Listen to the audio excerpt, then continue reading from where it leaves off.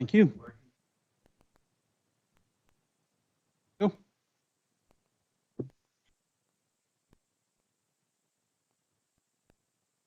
Welcome everyone. 5:30, Thursday, November 20th. We'll call our regular council meeting to order. Start off with adoption of the agenda. I don't believe there's any additions. Oh, okay. Yeah. Moved by Councillor Elliott, or that I just had a question before. okay, we'll start with a question. Maybe you said it, but I didn't hear it. Is our mayor absent tonight, or? Yeah, I'll mention again. Yeah, mayor is absent with leave today. So I can move it, yes. Moved by Councillor Elliott, second by Councillor Southcott. Not seeing any interest in discussion. All in favor? That is unanimous. Motion to go into close.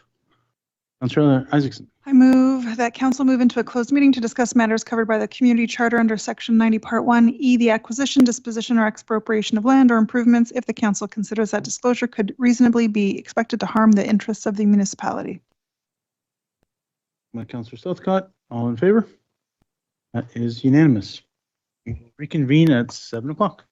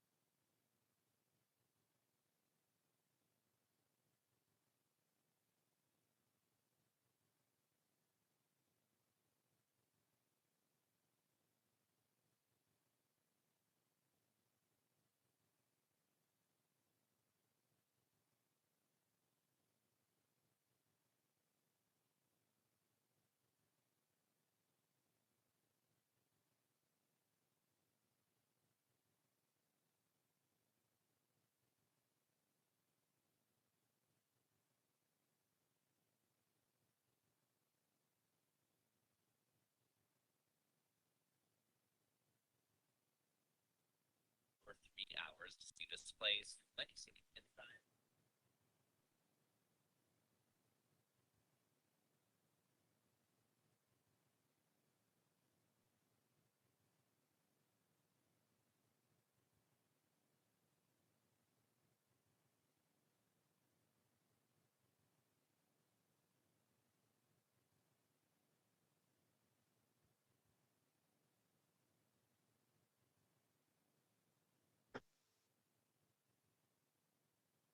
It's okay.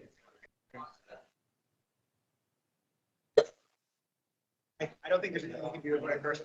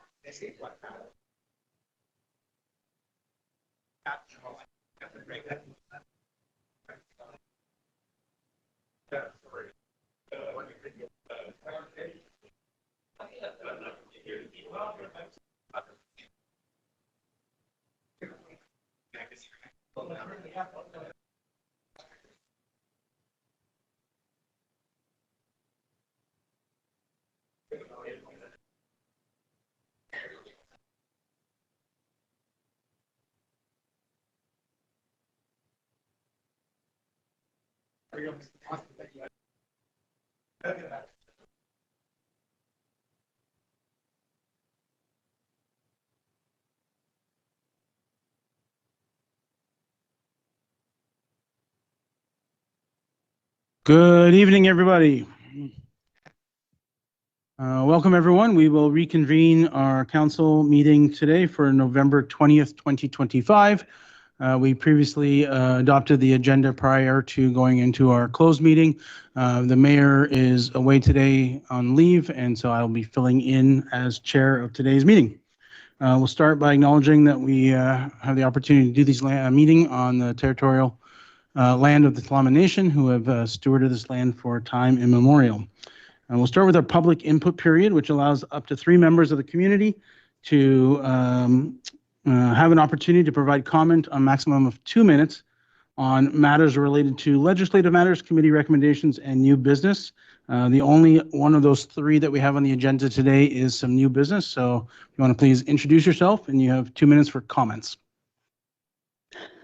Good evening, Council. This is Ala. My pronouns she, they. And I'm here today as a member of this community and fellow human being, sharing this planet with other sacred beings. I'm not here to ask. I'm here to dare you to use your authority and power you all have. I speak knowing your eagerness and willingness to join the pioneering communities like Burnaby that have already raised their voices for peace and justice. Today, I stand before you with full faith that I'm contributing to the ripple that history itself would carry forward. One that I hope my future grandchildren will inherit. Even imagining that fills me with pride. I'm here to challenge your honor as City of Powell River Council to become signatory to the Apartheid-Free Communities Pledge. I also advocate for two-way arms embargo between Canada and Israel. And as a personal note, I want to acknowledge that I don't have the right to advocate for bringing more uninvited guests and visitors onto the unceded and stolen lands of Indigenous peoples of Turtle Island. The restoration of Palestinian dignity and identity in land and in life on their homelands is the priority. Instead, I advocate for an immediate end to the violation of the ceasefire in Gaza, an immediate humanitarian aid entry to Gaza, immediate access to health care and medical support, meaningful, tangible support to help Palestinians in Gaza rebuild their infrastructure. Lastly, I am so proud of Canada's recognition of the State of Palestine in September 2025. Supporting the points I advocate for today is an invitation to Canada to lead with integrity. Thank you. Thank you. Good evening, Chair and Council. And my name is Roger Whitaker, citizen of Powell River, and I want to comment on 13.3, 13.4 under new business. And I want to mention that Global News has reported in the last couple of days that there's 450 people in Canada or with Canadian ties to Hamas, including the financier of Hamas. So if this council wants to tie itself into a known and already delineated terrorist organization, I find that to be pretty abhorrent behavior on behalf of this council. It doesn't represent myself and many others who contacted me after my question 10 days ago or 2 weeks ago. On top of that, the people who contacted me asked me to raise the question that we in Powell River face the possibility of maybe the same as Kamloops or Richmond or several other communities that are facing a crisis within their communities for land ownership and title. And I know that's been scoffed at already at a public meeting by one councillor, and it is not to be scoffed at. It should be a concern we raise with our premier through the council, and it should be done as quickly as possible. That's what we should be concentrating on here, not big sky ideas from there. And if we want to roll out the I'm a native thing, I'm come here as a representative of myself and my lineage as a Soto from the prairies. Thank you very much. Ms. Whitaker. Good. Hi, Mayor and Council. My name is Cheyenne Ashton Hopkins. I'd like to comment on the agenda items 13.3 and 4. First, thank you to Councillor Doubt for putting these motions on the agenda. I would urge that above all else, the main focus of the letter to the federal government advocates for unimpeded humanitarian aid to Gaza. The Israeli government, as well as settlers, are blocking supplies like medicine, food, water, and adequate temporary shelter. The equipment Palestinians need to clear the destruction and rebuild from being bombed almost every day for 2 years is also being blocked. As much as Canada and other complicit countries need to stop sending weapons to Israel, we must ensure that Palestinians do not experience further forced displacement because those life-saving items have not been able to reach them in their homelands. We must stop being a part of the reason they feel they must need to leave in the first place. We must stop being one of the many hands perpetrating the genocide of Palestinians and the colonization of their lands. Earlier this week, I sent you all the reports from Arms Embargo Now. They were released in July 2025 and another one this month. They show inarguable evidence that Canada is still sending weapons and or parts to Israel, either directly or through the US loophole. Canada has supplied Israel with at least 500,000 bullets, tank ammunition, hundreds of explosive materials that make 2,000-pound bombs, as well as parts to build fighter jets that are used to strike whoever else Israel decides. Israel has also bombed Lebanon, Syria, Yemen, Iran, and Qatar without consequence. I ask that you all vote in favor of these motions and consider having the full knowledge that a genocide is taking place and choosing to do nothing about it is something the world will not forget, whether it is our federal government, local elected representatives, or individual community members. Sir Shadon Palestine, Freedom for Palestine. Thank you.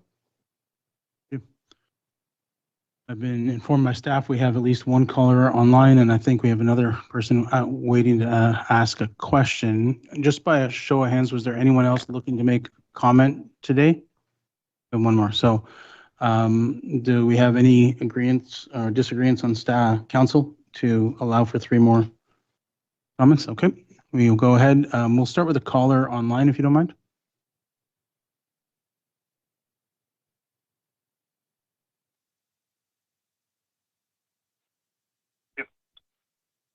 Caller, if you can introduce yourself, and you have 2 minutes, please.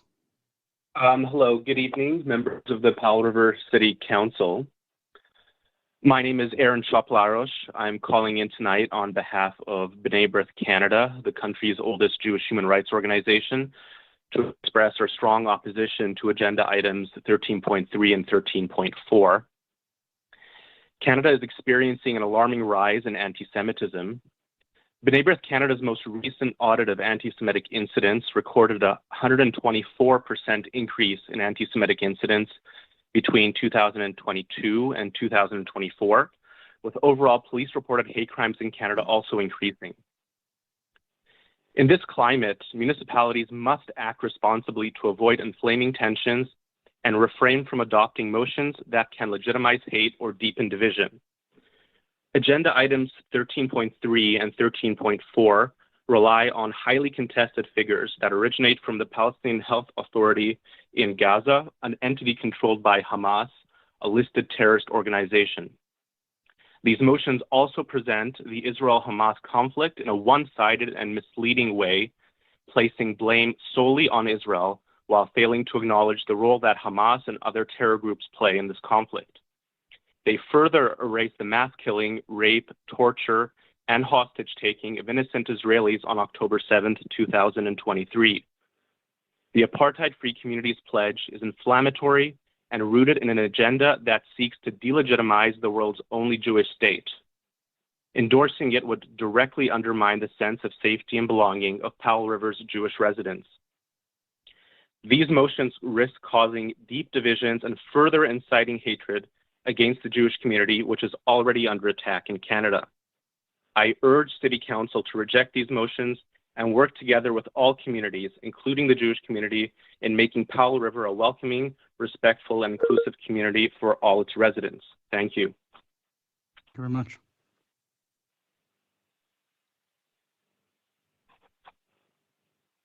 Good evening, Mayor and Council.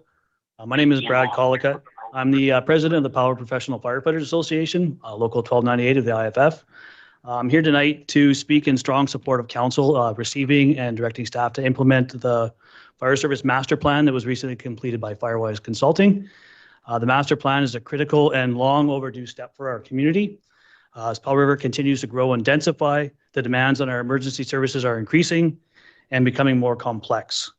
The master plan will provide a roadmap grounded in best practices and industry standards that will help guide both current and future councils and staff in making informed and responsible decisions and how we deliver emergency services to residents of Powell River. Importantly, the report doesn't look at where we are today, but it's also anticipating future challenges and providing practical, actionable recommendations that will ensure the fire department is prepared to meet the evolving needs of a changing city. From staffing levels to equipment, training, and response times, these recommendations are designed to keep our community safe, resilient, and well-served in the years ahead. I want to extend gratitude on behalf of our members to Chief Drakely, the city staff, and all the departments who contributed their time to put this and expertise to provide all the data and gather information necessary for Firewise to complete this plan. The efforts have been invaluable in developing a clear vision for the future of providing emergency responses in the city of Powell River. So if by approving and implementing the fire services master plan, council would be taking a decisive step to ensure safety and well-being of all residents of the community now and into the future. So I'm urging you to support this important initiative. Thank you again for your time and commitment to ongoing public safety. Thank you, Mr. Collicutt. Same to you as well. And we have our last speaker. If you wish to come up and introduce yourself. Yep.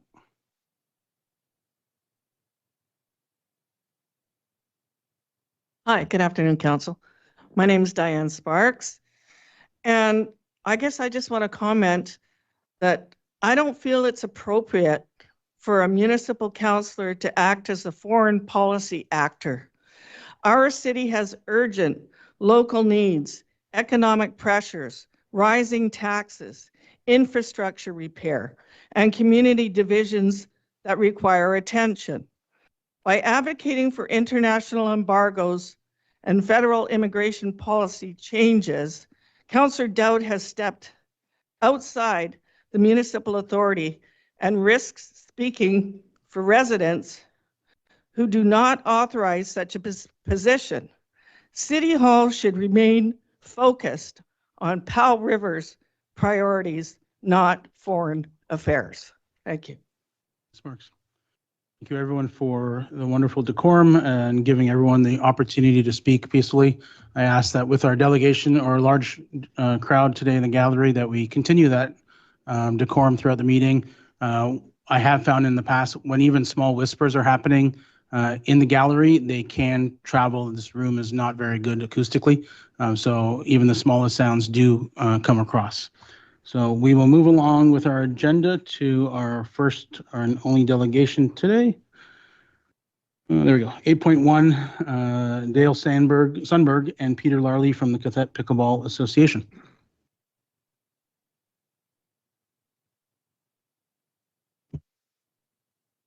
Welcome, gentlemen. You'll have 5 minutes. Very good. Good evening. My name is Peter Larlee, Vice President of the Qathet Pickleball Association, and I'm joined with Dale Sundberg, a Director of QPA. Our Board of Directors wishes to thank you for allowing us to appear again with respect to the establishment of a pickleball facility on city-owned land. We'd also like to thank city staff for their time and effort on this endeavor. I refer you to our letter of 6 November 2005 sent to council and staff and attached to the agenda of this meeting. This letter requests a reconsideration of the recommendation made by the Standing Committee on City-Owned Property for a pickleball facility. We do appear before you this evening with some apprehension. We're very grateful for the city's that the city has seriously considered a request for city-owned land for a pickleball facility. And we're also appreciative of the fact that council struck a committee for this purpose. And we're thankful that a property was identified. Our concern now is that the property identified, the Timberlane property, as recommended by the Standing Committee, may not be the best and most suitable location for a pickleball facility here in Powell River on city land. Our purpose this evening is to highlight a few points and bring some new information to your attention. QPA, Qathet Pickleball Association, is committed to raising the funds necessary to build a pickleball facility. This effort has begun. We've set up a standalone bank account that currently has a significant balance solely for the purpose of constructing the facility. We've had a number of successful fundraising efforts, and more efforts are planned. Once a location is confirmed, we'll step up our efforts by seeking grants from governmental and non-governmental entities. We'll be seeking tax-deductible donations from individuals, and we will issue interest-bearing debentures to our members. We currently have about 170 members in the Qathet Pickleball Association. Given our commitment to this endeavor, we don't want to get it wrong. We don't want to build at the wrong location on a site that will not contribute to our future success. The Board of Directors firmly believes that the recreation complex site on Joyce is the best and most suitable location for our facility. The complex is now the center for major recreational activities in our community. This site, the complex site, is centrally located. The proximity of a pickleball facility at the complex site would enable pickleball players to rely on the services of the complex, thereby increasing usership of the complex facility. The directors of QPA have committed to building a pickleball facility in such a way that the building could be utilized for other purposes. Nets can be quickly removed, allowing for an open space of approximately 21,000 square feet. This open space could be used for other purposes, such as overflow facilities for complex events, or as an emergency center or muster point in the event of a local emergency or disaster. The complex site also has a close proximity to the hospital, and a complex located pickleball facility would be available for relocation of patients or equipment if events occurred that required additional facilities. Finally, I would like to note that QPA has recently conducted a poll, an opinion poll, open to the general public through our website and via an email to all of our members. The first question asked to respondents in the poll was to indicate which site they would prefer, the Powell River Recreation Complex site or the Timberlane site.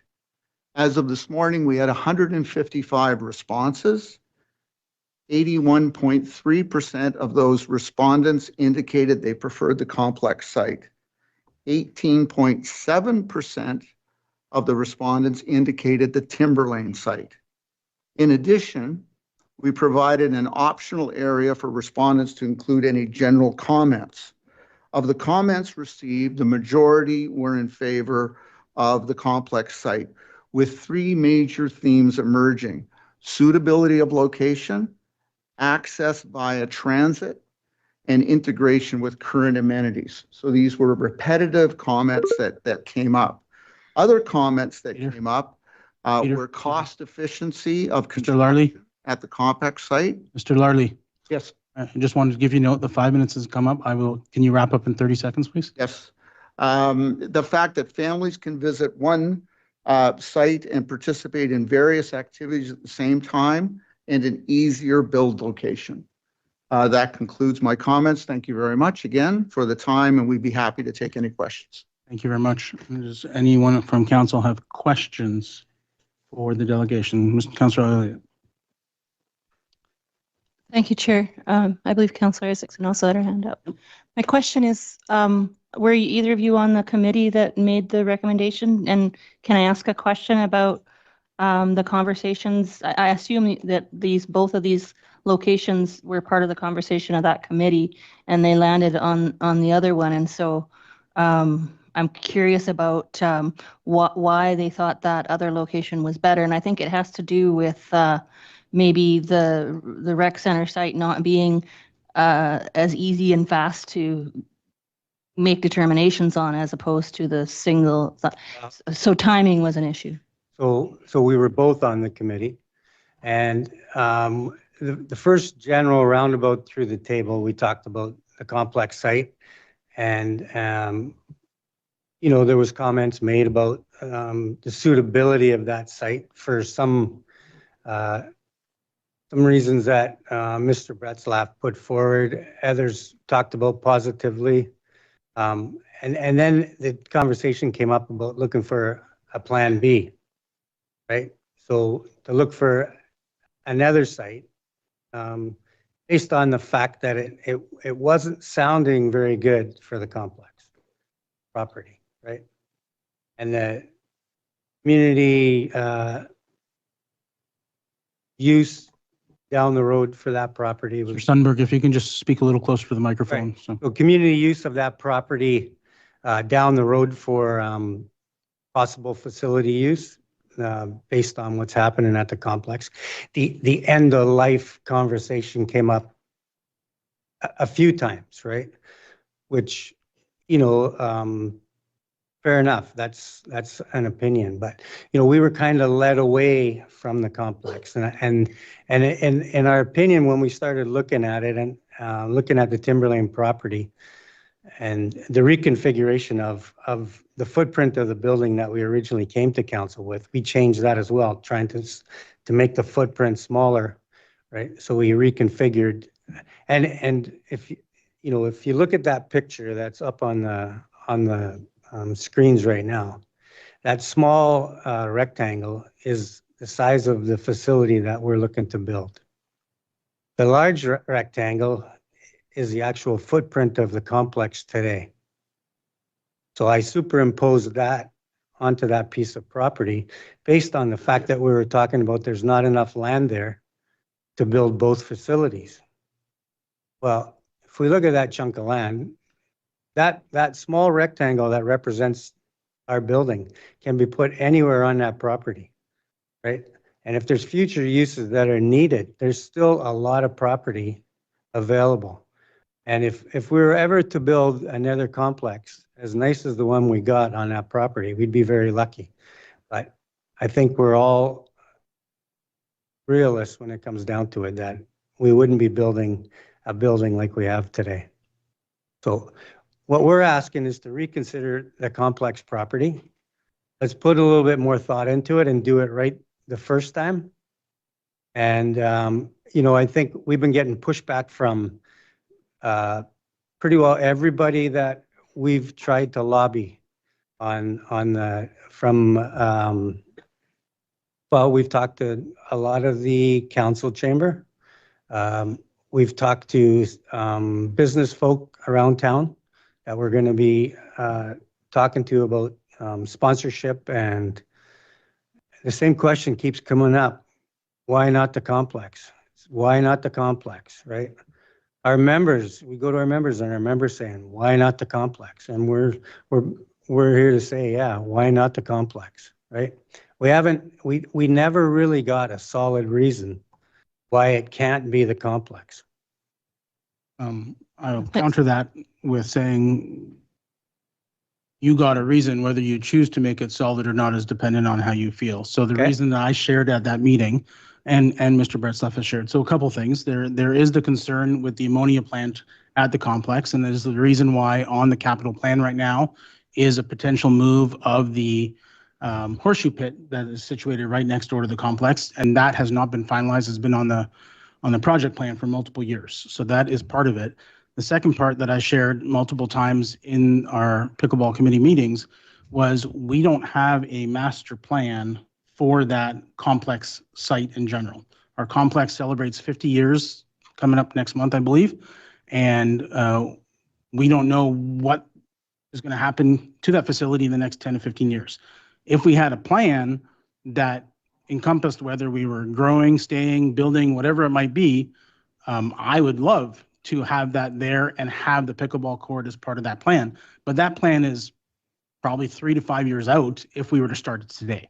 We don't have that plan now. I wish we could go back in time, get councils from 2 terms ago to get that ball rolling, but we haven't done that yet. QPA wants something as soon as possible. And in my opinion, the easier way to do that is to find a property that would have probably little other use. And I looked at other properties. I talked to Director Gao a couple of times. We had other environmental concerns at other properties. I suggested even a private building would actually be the fastest way to do it if there was one around. I was actually waiting to see what the assessment of our pool was, because if it came back that our pool was not going to be feasible for the next couple of years, I was like, well, let's level it and throw a pickleball court over there. That could have worked too. Trying to think outside the box. But I think without having a master plan to what that facility is, even though that only takes up a little bit of space, we don't know how we need that space in 5 or 10 or 20 years, that I think it'd be premature to put anything in there right now. So we don't need another answer, Mr. Sundberg.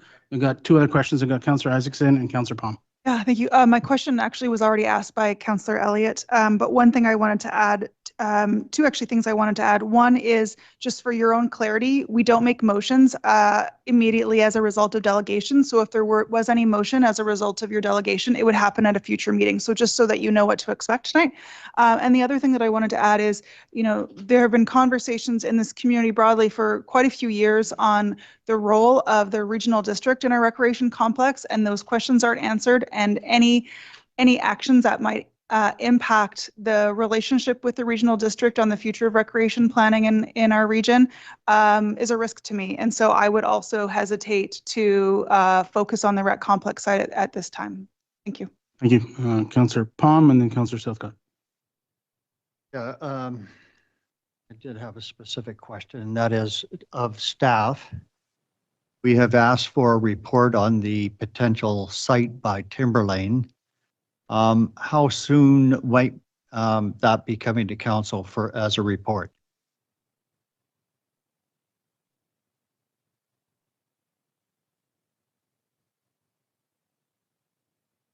Through the chair to Councillor Palm. Yes, staff are currently working on a report related to the resolution council made earlier this year.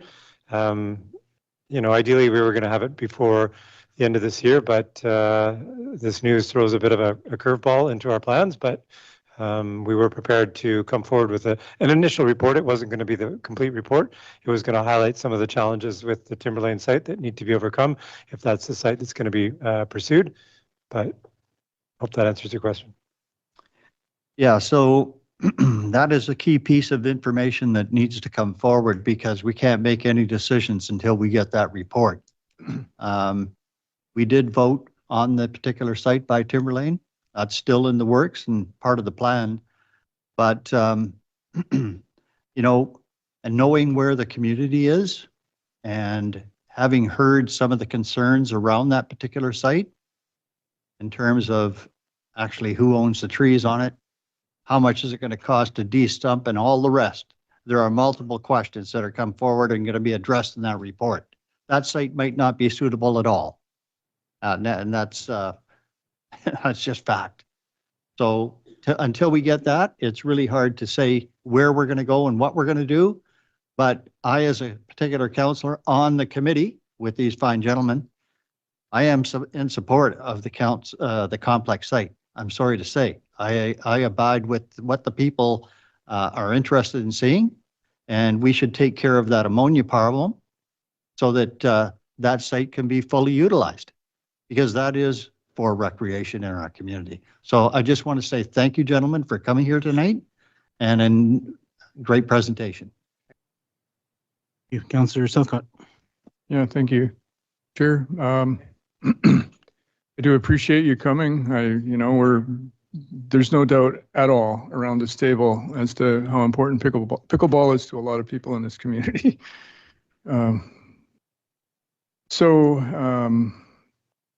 I don't know if it would even be necessary, because staff obviously have this letter because it came to us, but and it's probably out of order to suggest making a motion to refer this letter to staff for their consideration in the report that we're coming. And if it is out of order, then I'll just make a notice of motion to it. But I'm pretty confident that staff would be considering this letter. That's probably the question. Am I wrong about that? To the chair, to staff. Well, we've already given staff direction for their report, and I believe we can address this along with the staff report that comes in, and then make a determination from that point what direction we want to go. Obviously, we would have to, anything we do today would be to push it to the next council meeting for a decision there. And since the report's coming, which might come in one of the council meetings before we break for the Christmas season, I'd say we're going to be discussing this topic again sometime in the near future, that we'll have the opportunity to address this topic at that time with more information in front of us. Councillor Dope. I just want to say thank you for the work that you guys have done about this, and I think everybody will take into consideration what we're doing. I think there's a lot of people around the table at the front here among the councillors who think perhaps the complex site would be a better site than Timber Lane for some of the challenges that I've seen. And immediately, I thought the challenges there were the topography of the land. It's quite a pretty serious slope there, availability of parking, other things. And I think if we're going to go down this road and build a quality facility, which I think can be done, I think I'm pretty excited about the idea of getting it done. And the Pickleball Association is really committed to doing it with their own funds, and I appreciate that. And I think if we're going to do it, we should do it in the best place possible. It's going to be the most economical and the most use to the most people. So I'm looking forward to the report we get from the planning department about that before we go further. Thank you. Thank you, gentlemen, for coming today. Thank you. On to number 9, our consent agenda. Councillor Southcott. Adoption of the consent agenda. Second by Councillor Elliott. Any discussion or removal of anything? Seeing none, I'll call the question. All in favor? That is unanimous. I'm wondering, okay, looks like we have I'm just concerned with the people standing, but it looks like we have a few chairs that are opening up. So those that are standing might be able to rest themselves. So we'll take a quick minute and let the traffic die down.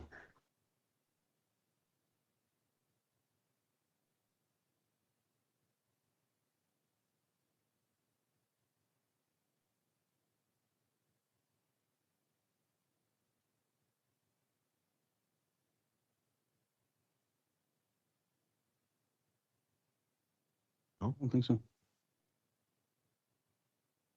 Okay.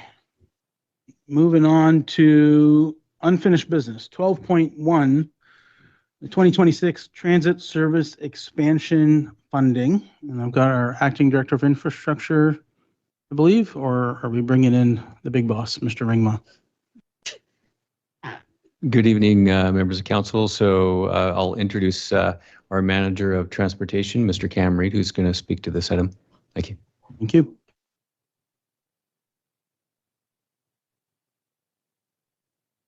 Thank you, Chair and Council. With me is Mr. Rob Ringma from BC Transit. Hopefully at the end he can help answer any questions you might have. I'm just going to quickly summarize the report.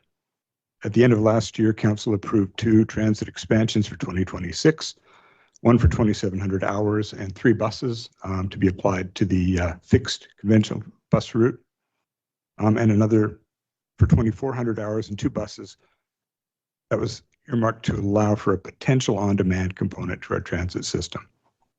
This time last year, BC Transit didn't have an actual on-demand service to offer. They were finishing off trials and whatnot, but there was no actual service available to us. BC Transit was successful earlier this year in accessing provincial funding for the expansions and are ready to move ahead with them in 2026. And they now have an on-demand service available. Expansion details are still in the works, though BC Transit has just recently completed its Transit Future Service Review and Plan, which will guide the expansions. This plan will be presented to council soon, likely early next month. As far as costs for the 2,700-hour conventional expansion, these have been included in the city's 5-year operational budget. And we have funding that will allow for implementation of on-demand service next year, but an ongoing operational budget beyond that hasn't been established. So in a nutshell, we're asking that council direct staff to include ongoing on-demand funding in the 5-year financial plan budget deliberations. With that, any questions? Mr. Ringma, do you have anything to add before questions or wait for the questions? Yeah, thank you for the opportunity, Chair, councillors. Rob Ringma, BC Transit. I'm Senior Manager of Government Relations for BC Transit. Yeah, I think the last time I presented to council, I had 3 real key takeaways. Number 1, finish a service review that kind of would consolidate a lot of the planning work that had been done around the region by the regional district, also by some City of Powell River staff as well. Number 2, there was a clear direction from council that there was an appetite to be considered for a future on-demand implementation if BC Transit was in a position to formulate that as a service option within our kind of suite of service options. And number 3 was to pursue the matching and expansion funding from the province to help support those initiatives. So as Cam has alluded to, you approved the 2,700-hour conventional expansion as well as the 2,400-hour on-demand expansion. If I look at those 3 kind of things that I've been working on since last time as a council, the service review is complete. We're ready to present that to council. A big part of that service review was focused on public and stakeholder engagement. So we spent the last kind of 8 to 9 months doing online surveys, open houses here locally in the community, and really getting what you'll see is pretty strong feedback from the public in terms of what they're looking for in terms of transit. And on demand was a portion of that. So we've looked at the overall plan for these implementations and how to include on demand, because on point 2, BC Transit was able to move to phase 2 of our on-demand program. Only 3 communities have been selected for phase 2, Powell River being one of them. So because of the work that this council's done to kind of advocate for that service and see if it could get funded through matching funding through the province and BC Transit, we've been able to achieve that. So if you remember the last time I was here, when we put that budget expansion, that transit expansion item in front of council, it was with the intention that hopefully we would get to phase 2 and Powell River would be selected. So that's been achieved. And then lastly, in terms of the expansion funding, we were able to successfully secure provincial funding for both the conventional transit expansion that you've approved and the on-demand expansion. Not every municipality across the province received that kind of funding. Again, this year, BC Transit received unprecedented requests for transit expansion. The province did come to the table with an allocation of resources, but it wasn't enough to match the demand that we had received. But Powell River was successful in securing those resources. One of the things about transit expansions and resources is they're not, we're a little bit beholden to the provincial budget and what the province does moving forward. So it's not guaranteed to get expansion funding in any one year. So it's great that the City of Powell River received that funding. So what with Cam's kind of proposal, staff's proposal here, what we hope to do, I think your budget deliberations are on December 3rd. We hope to come back to committee the whole meeting to lay out the entire transit service plan so you have an understanding of how the on-demand and the increases to some of the other routes and some of the strategic changes that we're going to propose to transit system based on the feedback we received will look, so that you can then go into your budget deliberations to have a real, educated and fulsome discussion on what that looks like. So thank you for your time. I appreciate it. Okay, we'll start with questions. I've got Councillor Southcott. Yeah, thank you, Chair. And thank you very much for coming all the way up here to talk with us, Mr. Ringma. So with regard to the phase 2 on demand, am I hearing the transit's plans for our community? Am I hearing that we need to wait for maybe a few weeks to actually hear that report from you to find out what it might look like and when it might happen? Yeah, so the intention, we just reviewed, so we've done, as I mentioned, we did all the public and stakeholder engagement, including working group work. We've consolidated all of those insights. Our planning team has then taken that away. I can give you a couple insights. People want quicker routes. They want more frequency, right? These are some things that really came through. On demand had strong support from those surveyed.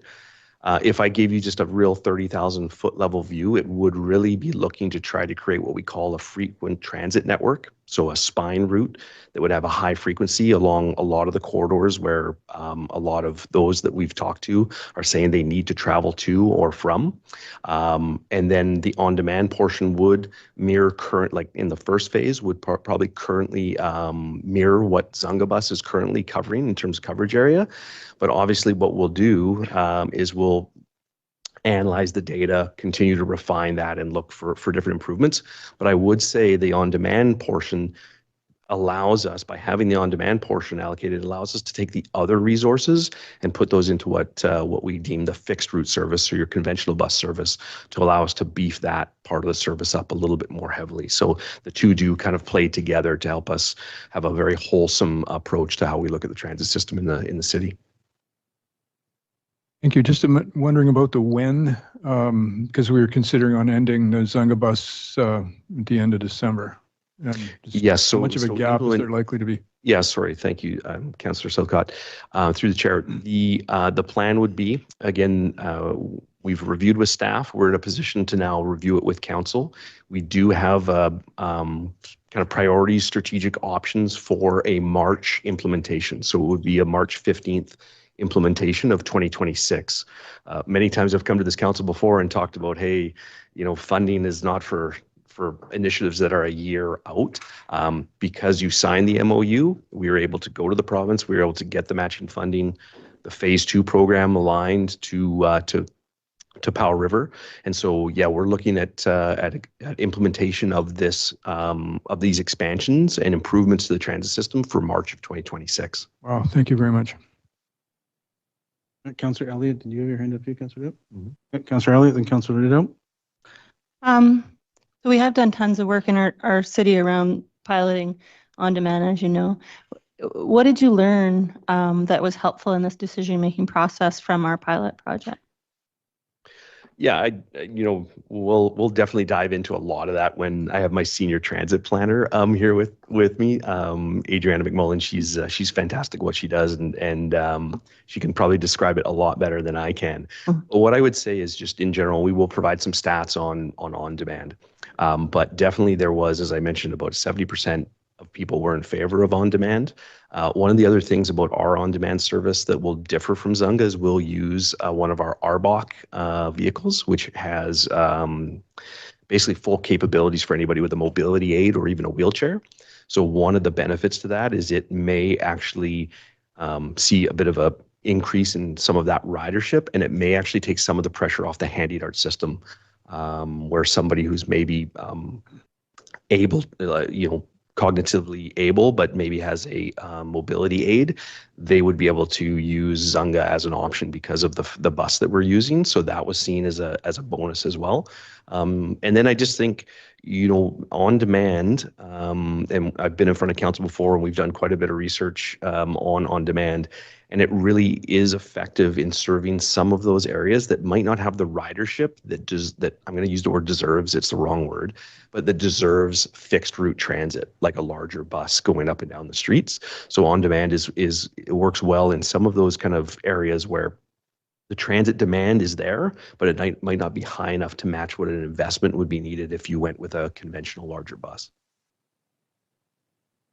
I intuitively thought that as well. So my only other question, I think you've already answered, was that you're looking at bringing in a different infrastructure or bus or whatever than what we're using, but thank you. I've got Councillor Doubt, then Councillor Palm, and Councillor Isaacson. Oh, it's good timing that you're here. We passed a motion earlier in the year to end Zunga bus funding on December 31st of this year, and that's coming up pretty quick. Our 5-year financial plan introduction is happening on December 3rd. Just anybody in the crowd wants to come and hear all about our budget for the next 5 years, it's going to be here on December 3rd. And I'm pretty excited to hear you making a commitment that there is funding for on-demand transit in Powell River starting in the spring. It's a little better than where the city had to do all of the funding itself in the last year or so. So thanks for that. And what I hear you saying is right now, early on, you're probably looking at following the same model that the Zunga bus is following right now. And in the future, there might be a different kind of integration with the rest of the fixed route service. Can you elaborate on that a little bit? But thank you for the commitment, by the way. Yeah, I appreciate that, Councillor Doughton, through the chair. Yes, I think for the initial stage, when you design kind of on demand, I don't want to make it sound simpler than it is, but you really define a geographical boundary for that service. So when somebody goes on the app or calls in, if they're within that boundary, they can access that service. We will mirror the Zunga bus, the current Zunga bus service. There are some conversations about the number 3 Westview route and just a little bit of the overlap. Ultimately, if we could build up, say, the on-demand service to a certain point, we could maybe reallocate some resources down the road. So these are, what we need to remember with transit planning is it's never really a finite thing. We should always be analyzing the data, seeing where people are riding, seeing what modes are working, where we can reallocate investments. So I think the initial thought and some of the feedback that we received was that the on-demand, the Zunga on-demand kind of service area was a good one. So I think we're going to leave that as it is, implement our system. That'll help with a little bit less change management as well with some of our customers or some of your customers. And then we'll obviously continue to analyze, look at the KPIs and adjust as we see fit. Thank you. Mr. Palm. Yeah, thank you, through the chair. Mr. Rigman, it's always a pleasure to have you in the chamber. Your delivery is always concise and to the point and well explained. And I just have to say thank you for the early Christmas present, earlier than usual. And it's very much appreciated, I'm sure, by the council and people that are using those services out there that need them so much. So really looking forward to the report. I'm not going to ask any specific questions, but you've answered a couple of them already. And sounds like fantastic news. So thank you very much. Councillor Isaacson. Thank you, Chair. Through the chair to Mr. Ringma. First of all, I wanted to share, I did the survey, the most recent one, where you kind of outlined options. And I think like that survey was fantastic. So please let your engagement staff know in terms of like the different options that were shared and kind of, outlining what is possible and what the trade-offs were. I thought it was just fantastic. And it made me really excited about the potential changes that we were seeing or potentially seeing. I remember in that survey, it mentioned the higher frequency potentially around the main corridor from Marine and Manson down to Joyce. And then we were kind of offered the option of whether there was a preference of a bit of a circle route around Westview versus on demand. And so you're saying that the preference and the feedback was for on demand in that survey? Yes, Councillor Isaacson, that's correct. And so, so the circle route wouldn't be a part of this plan, but the Route 3 still would be a part of this plan, you're saying? Initially, yes. We will keep the route, again, not to preface it, but we will keep the plan. It would be to keep the Route 3 currently. again, analyze that and see the interplay that happens with the on-demand service. And the key difference in the new plan versus the current state and what council should, what was explained to me by our planner is that, the transit system has fundamentally stayed the same in Powell River for about 30 years in terms of the routes and where they are. What we'd really be looking again is to create that, what we call frequent transit network. And I think you've heard planning staff talk about, increasing frequency. So right now, some of our routes tend to travel in a lot of different areas and cover a lot of territory, which takes up time. So that when somebody gets on a bus, they have to ride the route all the way around to get to where their destination is. The feedback clearly was people want to be able to get on a bus. They need to get, and no surprise. Town Center Mall is a key destination with all the employment. People want to get from point A to point B in a fairly succinct manner. And then we can have local routes. So that would be your frequent transit route. And then we can have still local routes that serve the other neighborhoods that interconnect with that frequent route. And just, you mentioned the BC, it would be a BC Transit vehicle for on-demand. You're talking about like the current Stillwater route or the Texade Island route, those smaller buses. Yeah, correct. We classify that as a light duty bus. So that's the vehicle we have in our fleet right now. We made the decision to, in our on-demand systems, to use those light duty buses because just fleet procurement, economies of scale, those types of things. I think as the program develops further out, there may be some more customization. I personally see it as a net benefit to have that vehicle with the mobility aid capabilities of that vehicle class. Thank you for your support for our community and advancing what's possible here. Thank you. Thank you. Councilor Elliott, go ahead. Just one more quick one. In the last year and a half or so, we've had our brand new Resource Recovery Center come online, and we've had a lot of accessible recycling stations within the community closed down, and now everyone's supposed to go to the new Resource Recovery Center with all of their recycling. And we've been made aware by folks that is not on a transit route at all. And I just wondered if you had heard about that through your survey and whether that has made it into your planning at all. I have not specifically heard about that. Adriana may have heard that through some of the surveys. I haven't heard that reference to the resource center specifically, but I'll definitely follow up with Adriana. Because it's kind of a recent phenomenon that people can't drop off their recycling in the downtown core area anymore. And so that's caused people to realize that if they don't have a car, it's hard to do. Right. Yes. Okay. No, I'll make note of that and absolutely bring it up with our senior planner. Thank you so much. Also quite possible, depending on the timing, I can't remember when the survey was open, that there might not have been an overlap, that the downtown recycling center might have still been open when the survey was open, so it might not have been an issue. It's a recent thing. At the time of the survey.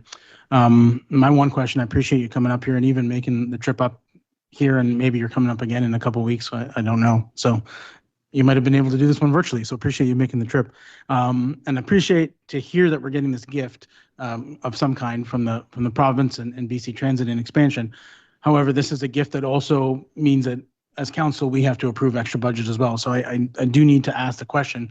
When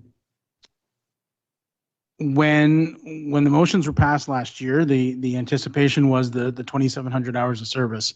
Adding the on-demand to it, is that maybe doubling up in a way? Are we adding too much transit at the same time? And as much as I'd hate to say, thank you, province, we don't need as much, but because it's also still going to cost the city, I don't know if my question's coming out properly, but are we doing too much at once is what my concern is. Yeah, thank you, Councillor Almeida. Just to, and just for the public, just so everybody's aware, again, you are correct. Funding for transit with the province through BC Transit and the province, the Ministry of Transportation and Transit specifically, that model is 53% to 47%. So the city puts in 53% of the cost. BC Transit through the province covers the other 47%. So that's the provincial funding that I'm speaking to. In terms of what was approved by this council when we did our transit expansion, it was a 2,700 hour expansion for fixed route conventional. And then it was an additional 2,400 hours for on-demand. That 2,400 hours was basically looking at Zungabus hours and what would be a direct kind of replacement as a starting point. So it's not taking away from the 2,700 hours. It's added to the 2,700 hours. But to your point, and the reason for the motion from staff today is that it does need to have a financial consideration in your long-term budget. And is there, not that I necessarily want to go this route, but just to know what options are there, is there ever a case where there has been such an approval and then a year goes by when the approval comes through and maybe 2,700 hours we can't do, but we'd like to do 1,500 hours, but come back to that other 1,200 down the road? Is that even a consideration, or this is more like, hey, if you say no, you're not going to get the opportunity again, sort of thing? And appreciate the question, Councillor Almeida. The answer to the question is this. Number one, when council signs that MOU, you are committing to those expansion resources. By the letter of the MOU, if, let's say, council did not approve that, you could still be charged the first year of lease fees for the vehicles because we have to procure the vehicles. I mentioned this last time as a council, vehicle procurement timelines are becoming more and more stretched out. It's becoming challenging for us as an organization to order buses, especially when it sometimes takes a year and a half to actually procure a bus. So that's one quote unquote risk that's there. Once the service is implemented though, we work very closely with your planning staff, very closely with your operations staff to determine the most optimal transit system for the area. We don't want to have buses rolling around town that are empty. We want to make sure that we have the right mix of service to get the coverage that we need, but also have the efficiencies, the return on investment, let's say, of those transit systems. So down the road, if again 2,400 hours is not appropriate and we're not finding the ridership numbers are there, then that's a conversation we can have with staff, with council about making adjustments. Maybe you want to reallocate some of those dollars from on-demand. If they're already in your budget, you may want to reallocate those to fixed route transit. You may want to reallocate some of those to handy dart service. There's all of those conversations that we can have, but ultimately it's local government that makes the final decision on investment levels in a BC Transit system. So I, as a representative of BC Transit, can't download costs onto this council. This council needs to come to alignment and agreement and put it into their budgets. This council has been very supportive of transit in the past. I think the reason for this larger kind of investment is there hasn't been an investment in a significant period of time, not necessarily because of the appetite from council to get some of those dollars, but post-COVID, the province was struggling to support expansion dollars when ridership really dropped off. So I think a myriad of those reasons, bringing together the service review, I think it's an ideal time. Again, I'm a bit biased, but I think it's an ideal time for Powell River to make this investment in transit. Wonderful. Thank you for that and for the reminder of previous conversations. Seeing no other questions, do I have someone for the recommendation? Councillor Isaacson. I move that council include ongoing funding for on-demand transit service in the upcoming 5-year financial plan budget deliberations. Second by Councillor Southcott. Seeing no other comments, all in favor? That is unanimous. Thank you, Mr. Ringler. We'll see you in a few weeks. Thank you. Moving on to 12.2 solid waste updates. We'll bring back Mr. Fraser. Thank you. Good evening, members of council. Tonight, this report provides options to accommodate the new tipping fees, pardon me, at the Resource Recovery Center, and also to present options for the purchase of automated carts for the purposes of collecting recycling. We'll speak a little bit about the cost of disposing waste at the Resource Recovery Center. So they've updated their bylaw rates with an increase in tipping fees. Generally, that covers off a couple things. An increase for cost to dispose of waste, a tipping fee, if you will, at the Roosevelt landfill in Washington State. Also, it includes structuring of fees to support operational costs at the RRC. And Also consolidating some debt payments for the construction of the RRC as well. That's the new waste transfer center. So that's the tipping fee increases from the QRD. The other piece is the collection carts. In February of 2025, Council provided direction for staff to report back on some options and impacts for the purchase of recycling bins, obviously prior to 2026 budget.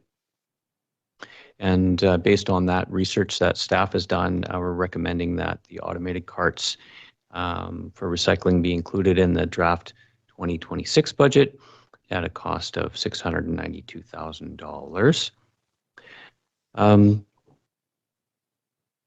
Due to the lack of grant funding that's available for the recycling carts, staff are recommending that the cost of purchasing the recycling carts be funded through an internal loan from the water reserve capital account.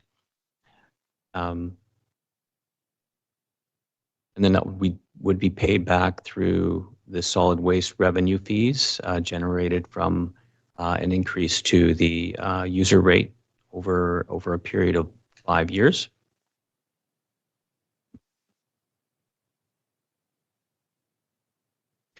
And just to comment a little bit more about automated recycling, we've been looking for an opportunity to complete our automated collection. So at the moment we service our citizens with automated waste collection and then automated organics collection.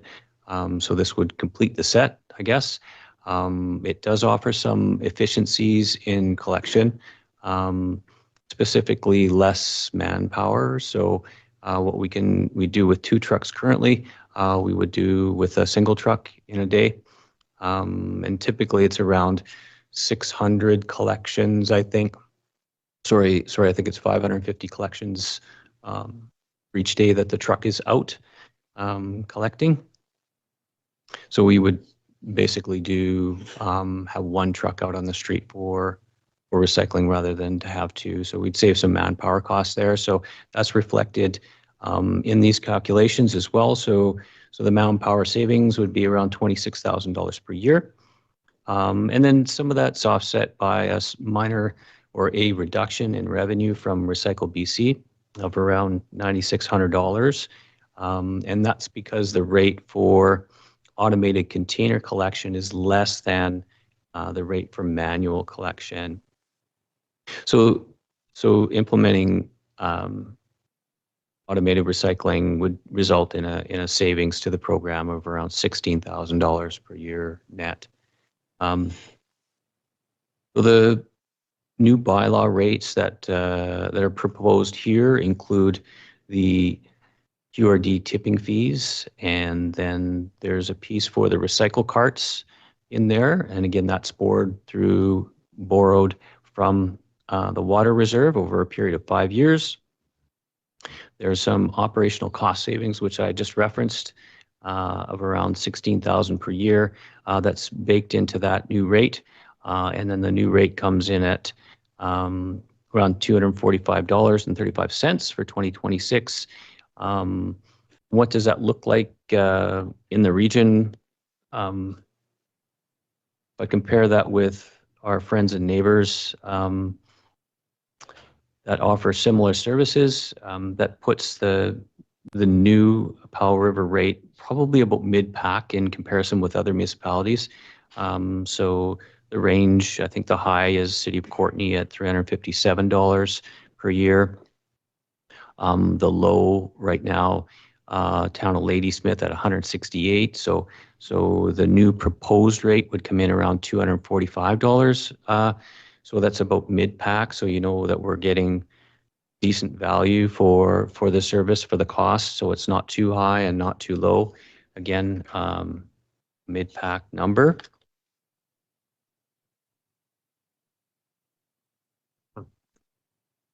Any other comments I'll make is that automated collection typically provides much safer collection environment for workers. There's a physical toll to manual collection that can lead to increased injuries Typically, manual collection requires reaching, twisting, lifting at 500 to 700 locations each day. So it averages about 545 collections each day. There's no standardized containers currently for recycling collection, so it makes for awkward lifting, and most locations have more than one container or pile of recycling to collect. So in summary, the carts provide a quicker, more efficient method of collection, and less time is needed to complete the collection route. So with that, I'll open it up to questions. Thank you. Mr. Fraser, I've got Councillor Southcott, Councillor Elliott. Thank you, Chair, and thank you, Mr. Fraser. Garbage has been a fascinating topic for many years for me. I note, though, it's like a fairly big number, the 692,000 for curbside collection for the carts. However, so my question is, has the city quantified both actual and potential injuries in numbers of time lost and compo claims, et cetera, for us, and or are numbers known elsewhere? And the reason why I ask this, my context is knowing that not many years ago, the BC Ambulance Service invested $45,000 approximately per ambulance, which adds up to quite a big investment. And the justification was injury prevention. It was expected that the return would be, that would pay for that investment inside of 3 years for that that institution. Of course, there's a lot of lifting involved there as well, but we all know that lifting and twisting is the #1 back injury mechanism.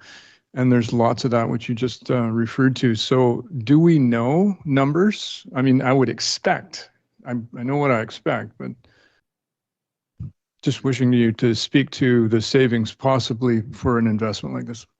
Sure. Yep. Through the chair. So I think the payback isn't so much in.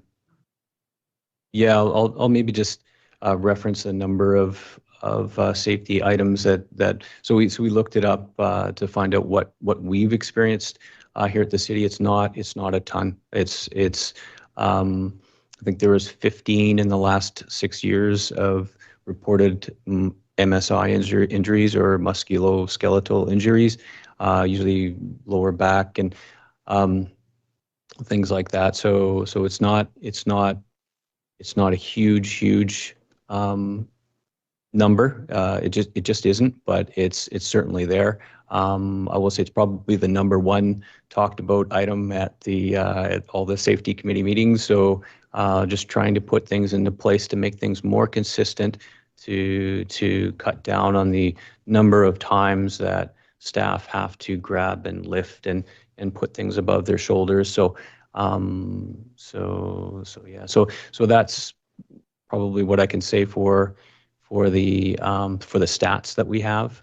And as far as operational savings, it's that 16 grand a year net savings is what we would realize on an ongoing basis. Sir Elliott. Thank you, Chair. Thank you. I wanted to call you Rod, but I should call you by the proper name. But anyway, Director of Infrastructure. I actually spoke to a gentleman who hurt himself in this particular job, and I think the toll is maybe difficult to quantify on the perspective of the city, but the toll on that person's life and what he can do with his kids and how he lives his life now is really extreme. And so I think we want to prevent impacting families and households with those kinds of injuries. And so the automated trucks that we bought for picking up the automated bins should have some automated bins to pick up.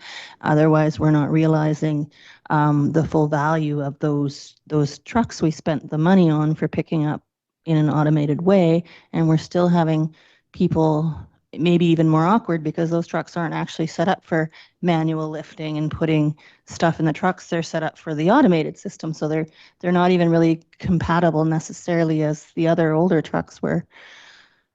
So I think this was all part of our discussion when we asked you to go ahead and come forward with a report to let us know what this costs. My question is the 2366 that's going to pay back the and you said 692 annually, but you meant a one-time purchase of 692, right? And that we would pay back annually with the 2366 per household per year over the 5-year period. Does that fee then get taken off after the 5 years and it's paid back, or have we thought that far ahead? Is it a short-term increase in fees, or? Well, thank you through the chair. Yes, a short-term increase in fees. So after that 5th year is done, we'll review that fee every year, but it would drastically reduce down from that $23. There might be a remaining $5 or something to fund the replacement of the carts in 12 years time, but it won't be $23. Okay, it'll be something else maybe that goes into reserves to maintain the bins. Okay. That's correct, through the chair, to build that reserve up again. Okay, thank you. Councillor Palm. Yes, thank you through the chair. Just want to say, I was a little hesitant when we were going through all this bins and bin selection and how this was all going to work, but I have to say, I'm so impressed with our employees and the job they do on picking up those bins. It's a great service, and I'm sure it's made everybody's job a little easier having the automated. We live in an automated society. That's the way to go. So I'm all for this. I didn't realize that the one question I do have is 226. The bylaw rate will be 163. So what is the current bylaw rate for 2025? Thank you. Through the chair, at the moment, the current bylaw rate is that one that you've referred to, Councillor Palm. It's 163.50 is what it is at the moment. It'll stay the same for 226. For 26, the proposal, it would be going up to 245, and that would put us about mid-pack in comparison with our neighbors and friends. That 225 includes the RD tipping fee and the card fee. Yes, it does, through the chair. So what is the overall bylaw rate right now in this year? In 2025, the current rate is $163.50 on an annual basis. And with these changes or these additions, it would come to $245 per year. Okay, so I've heard through the grapevine that there is perhaps a change when we send this debris out of town in terms of the U.S. site. Are they now switching from us paying in Canadian dollars to U.S. dollars? Thank you. Through the chair, I know I will say that I'm not aware of whether the fees are paid in Canadian American, but it translates to us in Canadian. But I know that, and I believe it's the carrier that's increased their fees to get the product down to the landfill as well. So there was a 15% increase in that fee as well. So yeah, I just had to clarify. And when you put this chart together, charging $23.66 for 26, 27, 28, little misleading because that $23 will be charged over the 5 year each year, correct? And then it ends. Correct, yeah. Thank you. I think Councillor Elliott, you might have had a follow-up to that specific question, or is this something new? Yeah, I wanted to speak to the regional district contract for taking garbage down to Washington. I'll give you a moment for that, and then we'll go to Councillor. So that contract was signed for, was it 2 years or 3? It might have been 3, a 2-year. It was a 2-year contract signed in the spring with a fixed contract amount for that 2 years, but it was considerably higher than what we had done before. And so that's been worked into the new tipping fees over at the regional district. And it is, the contract's in Canadian dollars. So Yeah, so we know what to expect, and it's by weight, not volume. And so the things that we do to take heavy things out of our garbage and use organics considerably reduces the weight that we are sending in those trucks. So keeping the garbage separate helps keep our fees down. And we are also examining over the next 2 years over at the regional district possible alternatives to sending it to Washington. So that's coming up in a report. I don't know when exactly, but soon. I got Councillor Isaacson, then Councillor Joe. Thank you. I'm going to raise a question I think that Councillor Almeida asked the last time this came to us. Given that recycling and garbage are both every 2 weeks, thinking outside the box, is there any feasibility of having some sort of like lid cover to designate the same bin for recycling week versus garbage week to avoid the new bin purchase, and instead just alternate the use of the garbage bin and not have a third bin? Thank you, through the chair. That's an interesting one, and and we find that people use their bins to store as well. So it would be probably a tough sell, I guess, to get them to use it for dual purposes. We do get the occasional complaint just about space and where do I put these things and things like that. So I think that would be challenging for most folks to accomplish.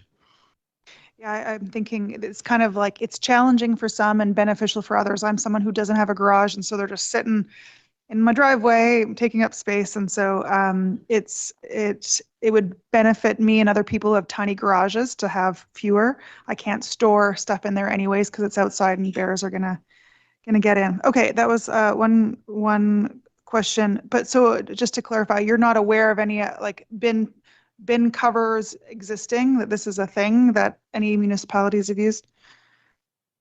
No, I'm not, through the chair. I'm not aware of anything like that. Thank you. And then it's the bylaw rate it says per household. Is it per household or per bin? Because there are some households that have more than one bin. I think we know that some households have more than one bin, and some households that have more than one bin, we don't know because they somehow got another bin.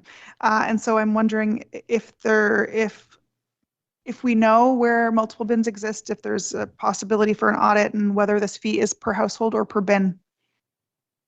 Yes, through the chair. So the bylaw is set up to accommodate residents that wish to have a second bin. So it's not the same full rate that they get charged, but they do get charged a premium for that second bin. So there are multiple households that choose to have 2 compost bins, for example. But for the second bin, there's a fee attached specifically for that second bin that they pay on a yearly basis. Same for the solid waste as well. And I think lending and what that allows for people to do is just up and downsize. Our households comfortable with the single solid waste garbage bin. There's other places that actually have 2 bins, and I think you can go up to 3 is the maximum. Got one more question, but I can wait second round. Our CAO's got a comment before I go to Councillor Dope. Thank you, through the chair. Just to clarify the solid waste rates for 2025, as per what Councillor Palm had asked, it's actually $153 is the bylaw rate for this year, and then next year goes up to 163.50. Thank you, son, CAO. Councillor Dope. Yeah, so I've been paying attention to this over the week, and I was concerned when I first read it about taking a loan from the Water Capital Reserve, because I think that reserve is there for a particular purpose, for upgrading and repairing the water lines that the city has, to make sure we've got the money to do that maintenance when it comes up. But seeing that we've got a 5-year plan to repay the money with interest makes me happier about that. I see the current price for weekly organics, biweekly garbage, and biweekly recycling is $163.50, which is right at the bottom of all of the comparative municipalities that we're looking at on the list. With the increase in the organics and the increase for the carts for the recycling, that goes up to 245.35, which, looking at the other municipalities, is kind of right in the middle there. It's kind of on the low end. Actually, I think about that. So I think that's good. I can see the concept of saving on injuries for the people who are collecting the recycling and the organics, and that's a good idea. And I think it's going to make our streets look better too. Currently, I'm using the blue recycling boxes, and it takes 2 of them. If we have one regular sized cart, that'll probably be efficient for the 2 weeks. And I think it's a good idea, so I'll be supporting this. Before we go to the second round of questions, I've got a couple of my own.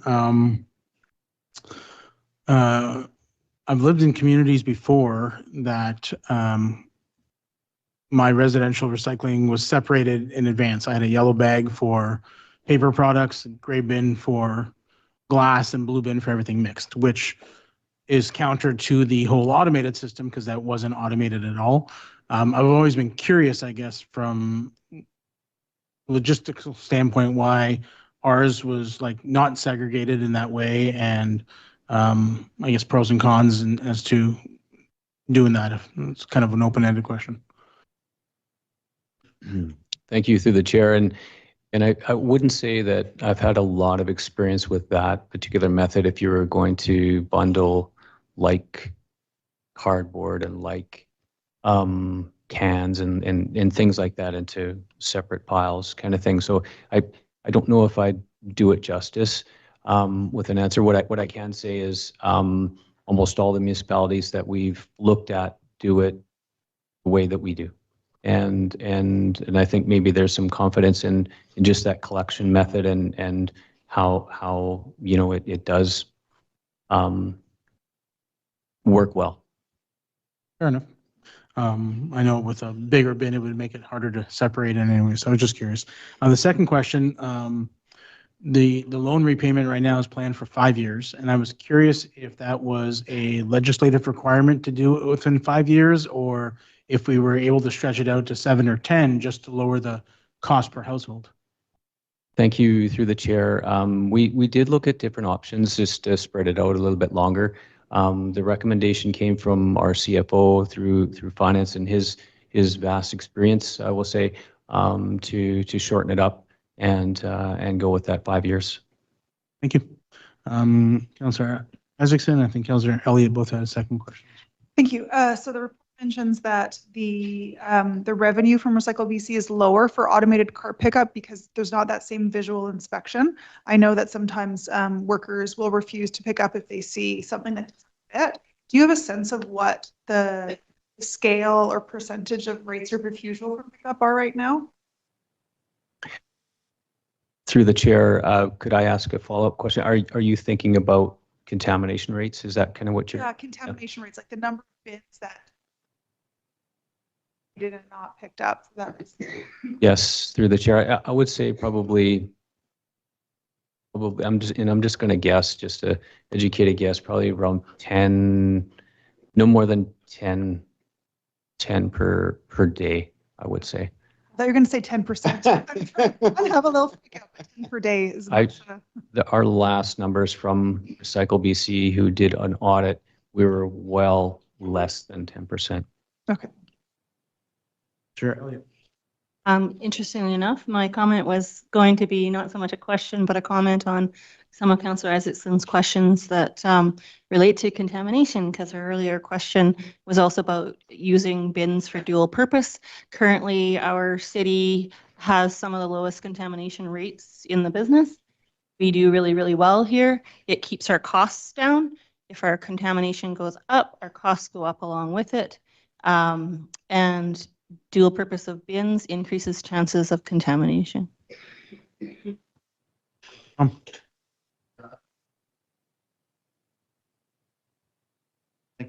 Same thing. I didn't like down that road because of these bins with a cover on them. You know what's in that bin when it's staying on above it. So the contamination rate may go up as a result. So I would suggest that you have a thorough education plan in place. Recycling.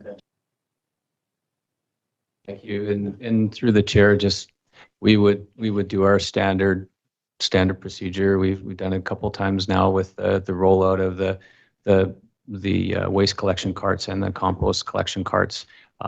We absolutely barrage the city with our information and education campaign. So we'll work pretty hard to make sure we're reaching everybody as well. We're seeing we've exhausted questions. Who would like to practice their public speaking? Councillor Southcott. Move that staff be directed to bring back amendments to the municipal solid waste collection bylaw 2738-2024 to include the new tipping fees from the qathet regional district. Should I go on to the second? By Councillor Isaacson. We need both at the same time.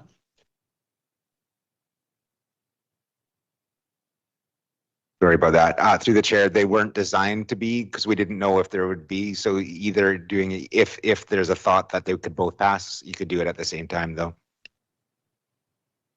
Go ahead and just continue reading them. And that staff include the cost of purchasing carts for curbside collection of recycling in the city's 2026 to 2030 financial plan through an internal loan from the Water Capital Reserve account in the amount of $692,000 to be paid back with interest through increased recycling rates over 5 years, and that the recycling rates in municipal solid waste collection bylaw 2738 be increased by $23.66 per household to pay for the carts. He's seconded by Councillor Isaacson. Any discussion? Councillor Isaacson. Yeah, there's one small concern I have about part 2 of this motion, and not enough to vote against it, I think. But I generally, my preference is progressive taxation, meaning that the higher value the home that you have, your taxes go up accordingly, rather than a set fee per household where everybody pays the identical amount, because there's different wealth associated with different values of assessed value in homes. And so I'm wondering, maybe through the chair to Mr. Beauregard, CFO, whether an alternative exists to fund this through taxation generally and have it set aside specific for this purpose so that the taxation is more progressive as opposed to the same fee per household. Through the chair, it's always possible to have a variable tax to pay for something, but it gets away from the user principle of user pay. And traditionally, some of these services are also treated as utilities, which means they are user pay and could be split off into a utility. When you have a user pay system, it also makes the user aware of what they're using, as opposed to having a blanket tax fee to pay for it. Thank you. Councillor Elliott have a comment or no? Yes, one of them was a little bit tongue in cheek in that how do we know who moved and seconded this motion since it was read by 2 different councillors? But anyway, I'll let our corporate officer worry about that. Typically, we have 1 mover and 1 seconder. Councillor Southcott read the whole thing. Are you sure? Yes, okay. I'm sure. Quite sure. My bad headache, I guess. My bad. I'm in favor of the motion. I think it's unfortunate that things keep costing more, but we're not going to solve that problem by not picking up our garbage in the safer manner. I think upgrading how we do things may actually see some savings down the road that we can't add up right away. And so I'm hoping that by doing things through a user fee, if we are seeing those savings down the road, that can result in less increases in the future, because we won't be necessarily having to increase budgets to cover increases in staff payments and so forth, because we're already collecting enough because we saved in injuries and staff time off and overtime and stuff like that. So we won't be able to measure that until we've been trying the new automated system for a while.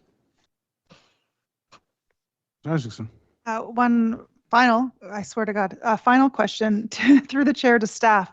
I'm curious about the how you distinguish which recommendations you have to send to budget deliberations versus direct approval right now. So for example, transit, library, those are going to discussion and budget deliberations, where this is meant to be inserted into the financial plan. And so if you could speak to the how those are distinguished and the choices to do one versus the other for this one.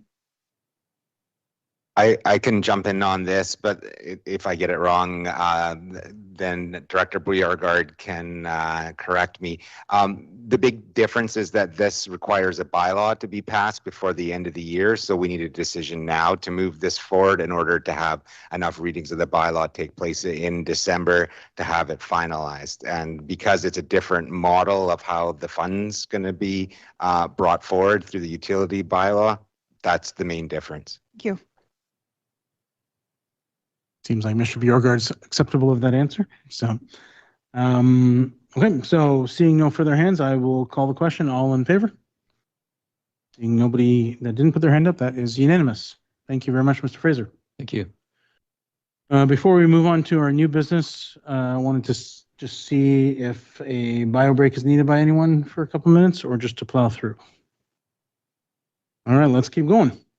13.1 Fire Protection Master Plan. Our Director of Emergency Services. Good day, Chief. Chair, members of council.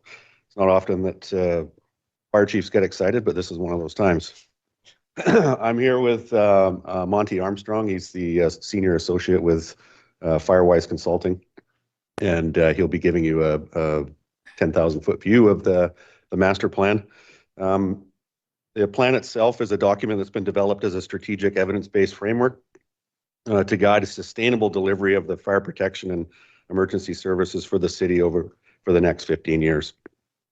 Some of the background in 2024, staff realized that we needed a master plan to be able to move forward. It was required for the direction of the department for the coming years.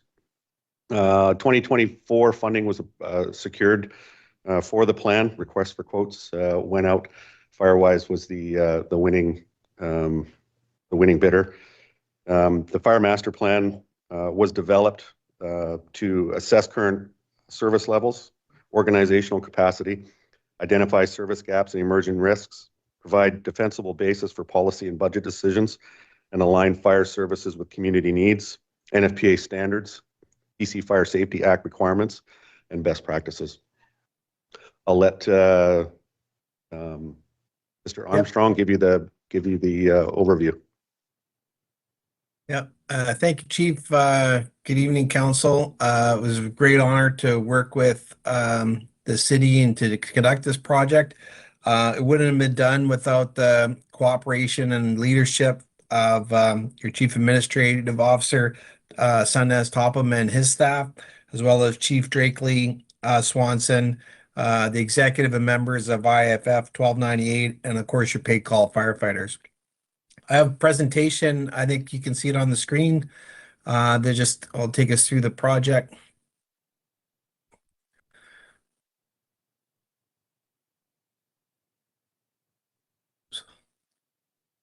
Sorry.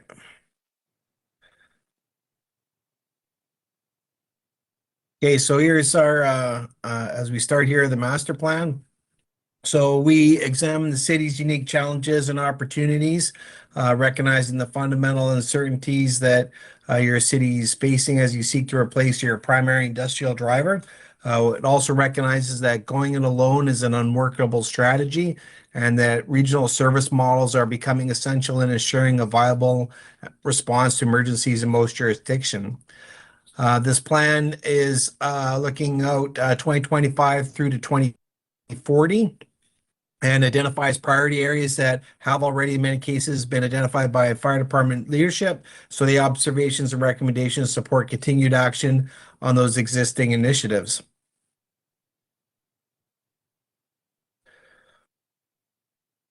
So purpose and scope, we're looking at, 4 main pillars: a strategic framework, to provide a structured framework that guides the development, the sustainability of fire protection for the city, looking at short, medium, and long-term planning horizons ranging from 0 to 15 years.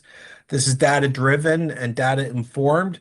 So we use data to reflect service demands and the service delivery model for effectiveness in meeting that demand, and looking at operational readiness to ensure that your readiness is ready to go by aligning with municipal priorities and integrating the risk assessment methods.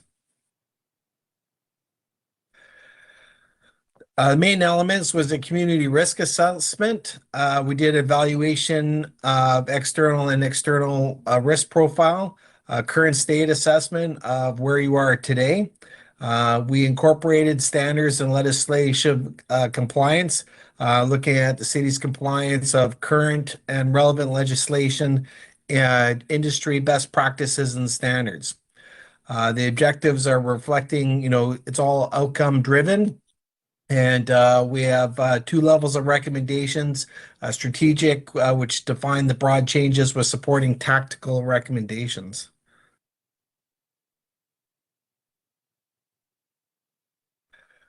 So you have some operational challenges at the city. The crew size is definitely your current availability of staff limit coverage due to leaves like holidays, vacation, sick time coverage, and lack of overtime backfill.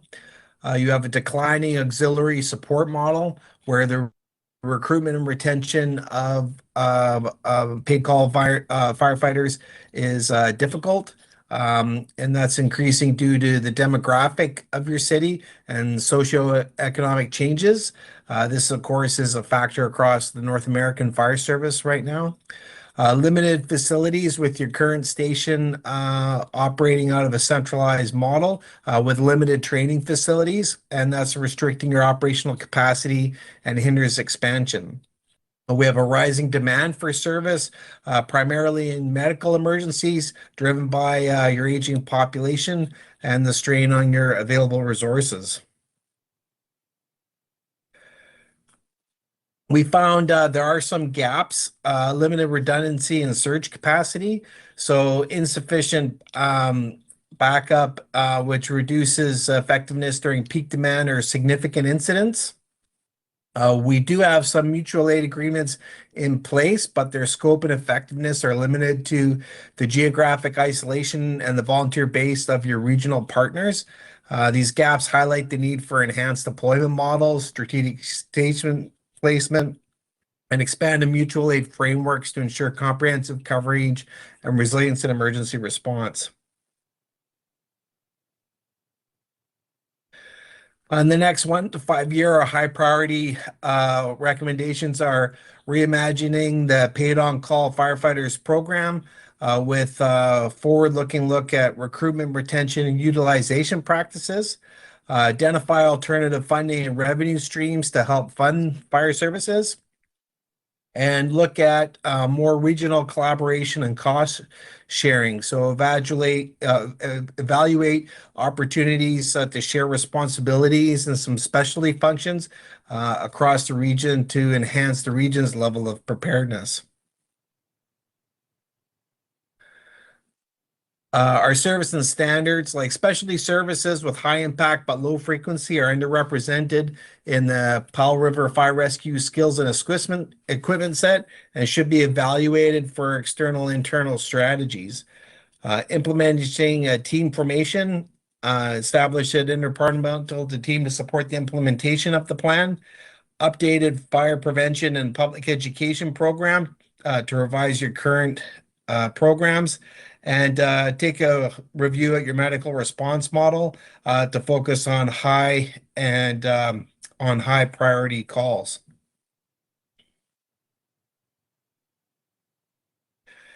Annually, we should be doing annual review process where you sit down, look at all your programs and ensure they're meeting your targets, and you can tweak it along the way. You want to integrate this with municipal cycles for budgeting and the 5-year financial planning program. Performance monitoring framework to track your progress and outcomes for accountability, and stakeholder engagement to educate and promote continuous engagement, to build your community trust and to create understanding as to the services that you provide. So the next steps and questions are to complete the detailed plan for executing the master plan's priority actions in a timely manner. We encourage more community feedback and participation to ensure this aligns with local actions and needs. Continue to foster collaboration and innovation with the other fire department agencies to improve fire protection services for overall resilience, and ensure an open dialogue and accountability, that we have a shared responsibility to achieve our goals. I'd be willing to take any questions. Should you guys have any? Thank you, Monty. Any questions from council? If I can add one thing just before we start. Go ahead, Chief. There's a new data collection process when it comes to reviewing calls. So the new way of doing that is by unit responses. Powell River has never done that. They've always gone by individual calls. A medical call will take 1 unit, whereas a structure fire will take 4 units. So the data that was collected through Firewise was done by unit responses. The call volume is still the same at 1,364, but the numbers that you'll see on the sheet are actually unit responses. Thank you for the clarity. And just would like to add to that, you know, even though the numbers are different on what you may interpret as the amount of calls, the workload increases were the same with your current call volume. Thank you. Councillor Elliott. Thank you. So just on that unit versus call volume, what is the definition of a unit then? 1 single vehicle. So if a vehicle is manned by 2 people or 3 people, it's not about how many man hours. No, okay, thanks.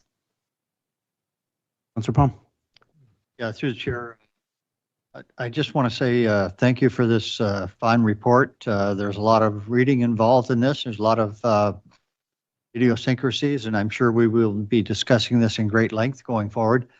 The one thing that a member of the public mentioned to me that I just wanted to bring up, what I didn't see in the plan, because you're going to be looking at medical call out and trying to reduce the number of calls that our firefighters have to respond to better serve our community.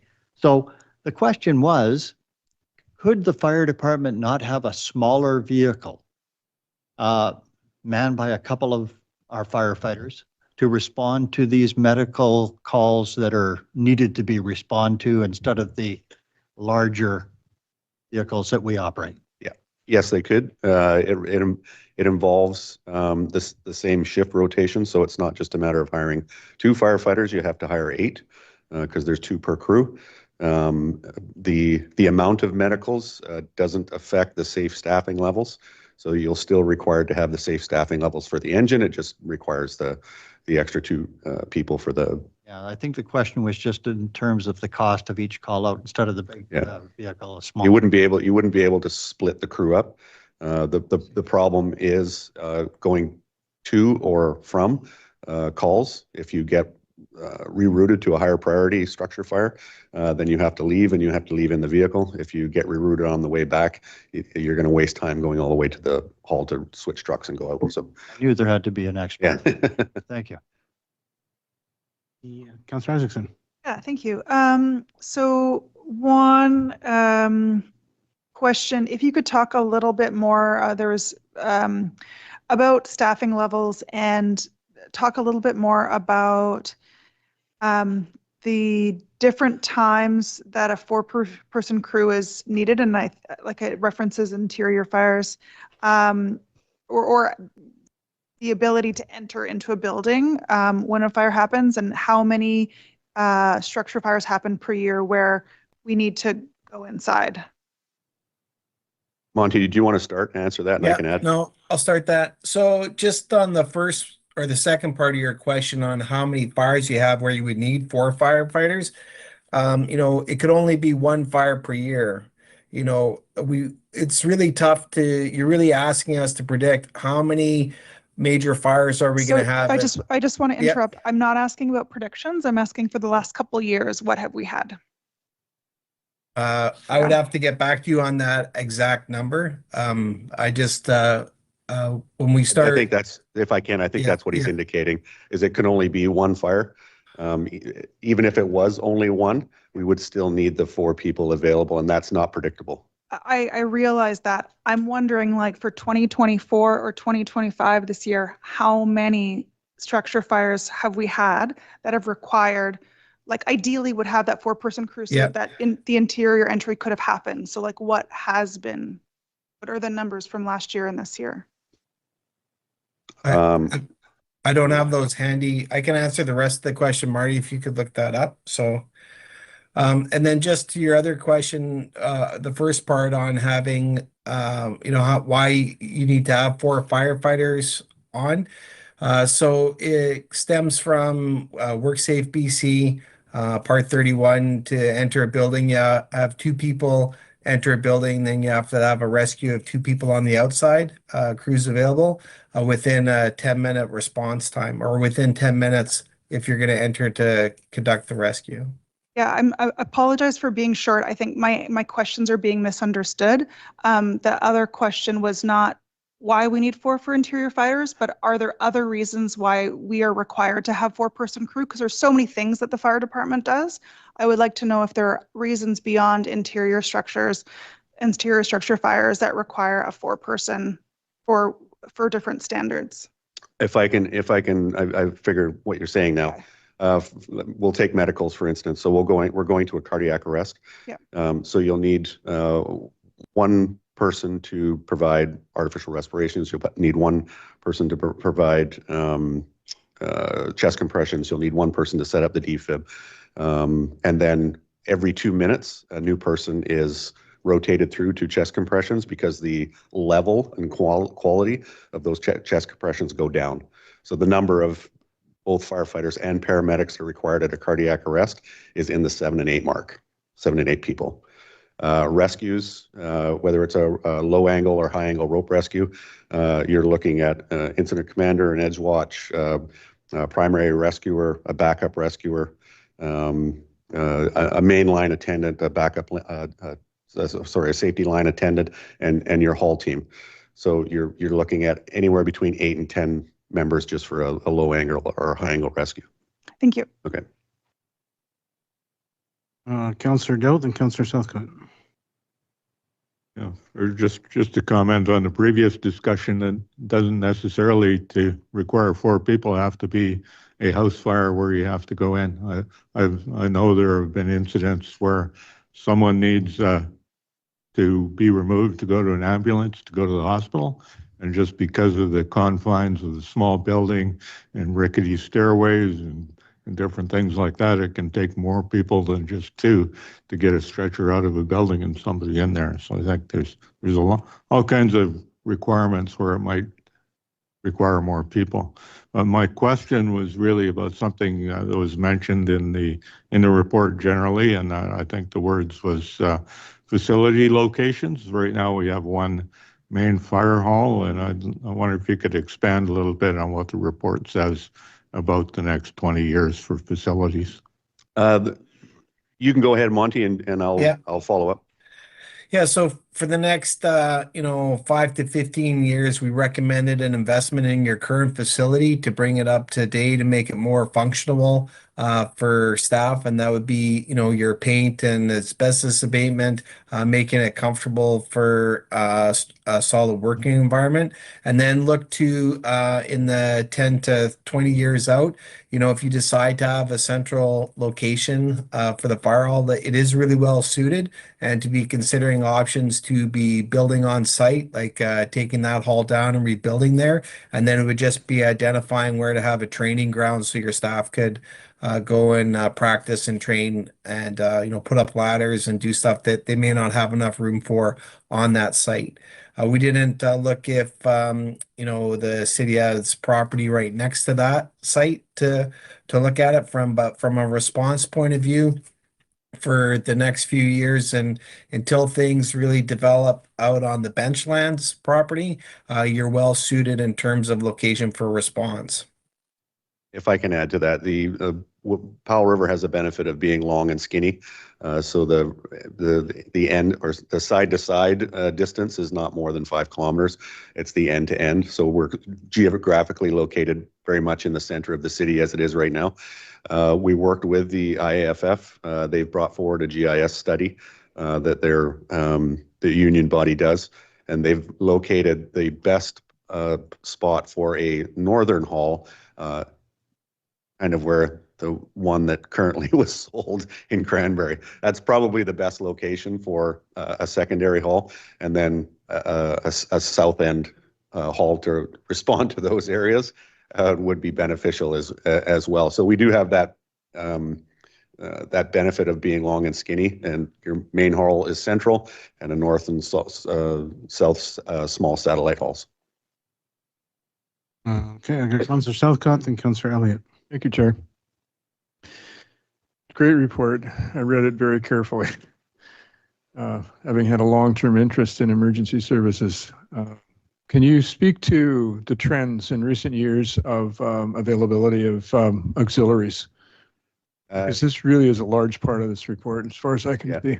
I've only been here since the end of 2023, and I've seen a downward trend in the availability and the desire to do the volunteering. There's a couple of factors in there, and one is the heavy amount of training required to even just to get onto the truck. There were the days, and I'm sure there's people in the audience that can attest that you showed up to a practice night, they gave you your coveralls, and you responded on that truck that night. Now it's a minimum of 150 hours just to be able to get onto the trucks. It is a cost to the city. It's about $10,000 per person and if we're taking on 8 new recruits, it's $80,000 just for the training, and then the turnout gear. I don't know if you've seen the news lately, but it's doubled in price, and you're looking at about $5,000 per set. So we'll take somebody on. Their priorities will change within their life, and they hang around for 2 years and then they're gone. Or they get trained up and then they get snapped up by another department, full-time department in the Lower Mainland or the island, and that's just how business is done. But in early 2024, I started a process whereby which I brought all my auxiliaries together, asked them who would be able to respond during the day, and I only have 2 or 3 people that are able to leave work. As it is across everywhere, everybody is strapped for resources for staffing, and they just can't afford to have people leave during the middle of the day. So unless you're self-employed or a shift worker, it's very rare that we get people during the day.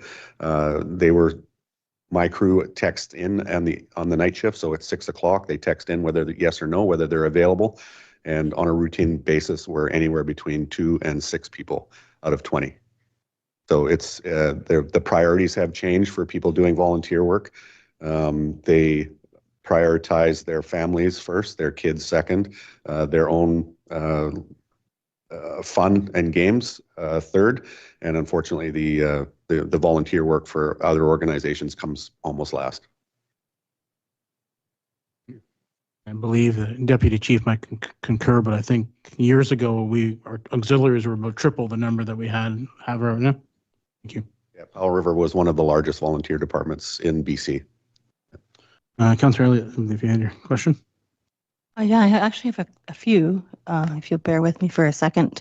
The first one, you made me curious when you talked about being centralized and really good until the bench, and if something was going to change, if the benchlands got developed, and I was wondering if there was some comment on the benchlands with respect to our fire department and our capacity.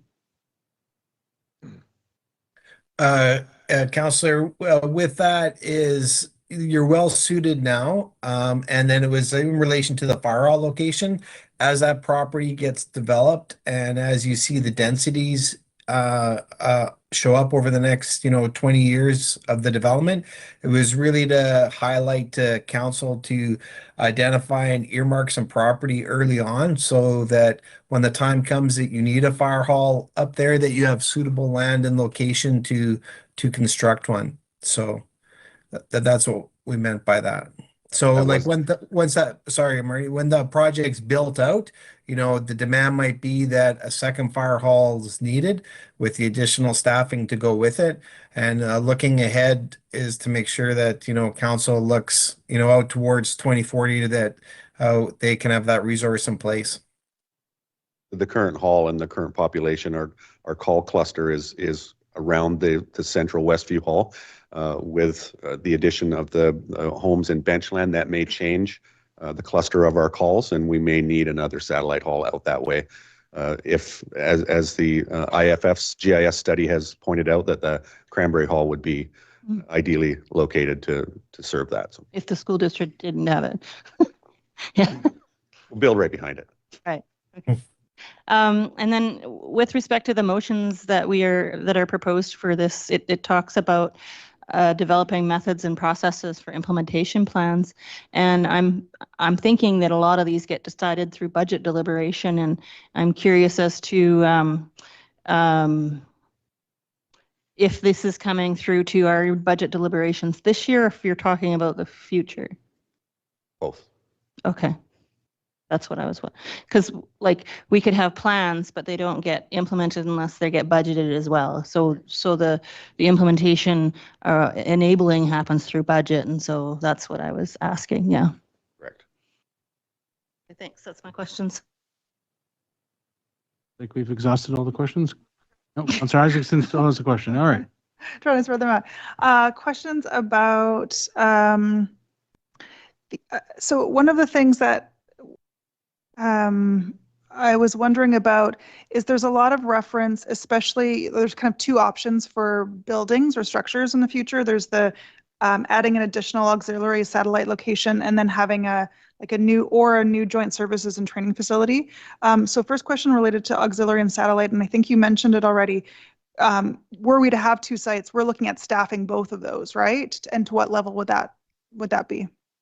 Yes, I in that instance, if the call volume and the population required it, then yes, they would be staffed, and we would have to rely on safe staffing levels. So we'd still want the 4-member engines. And then I feel like the joint services and training facility really, there's a lot of focus on kind of a potentially wrapping in an EOC component. And so I'm wondering if you could speak to the responsibilities of the regional district in emergency planning, and where is the EOC, like Emergency Operations Center, kind of out of our scope and our responsibility and therefore budget, and where the regional district should be stepping up?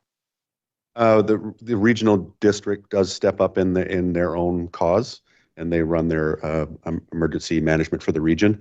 The city is required by legislation to also have an emergency plan, and that's a piece that we're currently working on to be able to fix that downfall. But that is as part of the plan. Again, there's a bunch of items that are low-hanging fruit that we are currently working on that will get fixed, but we do have to work on our own plan as per legislation. Okay.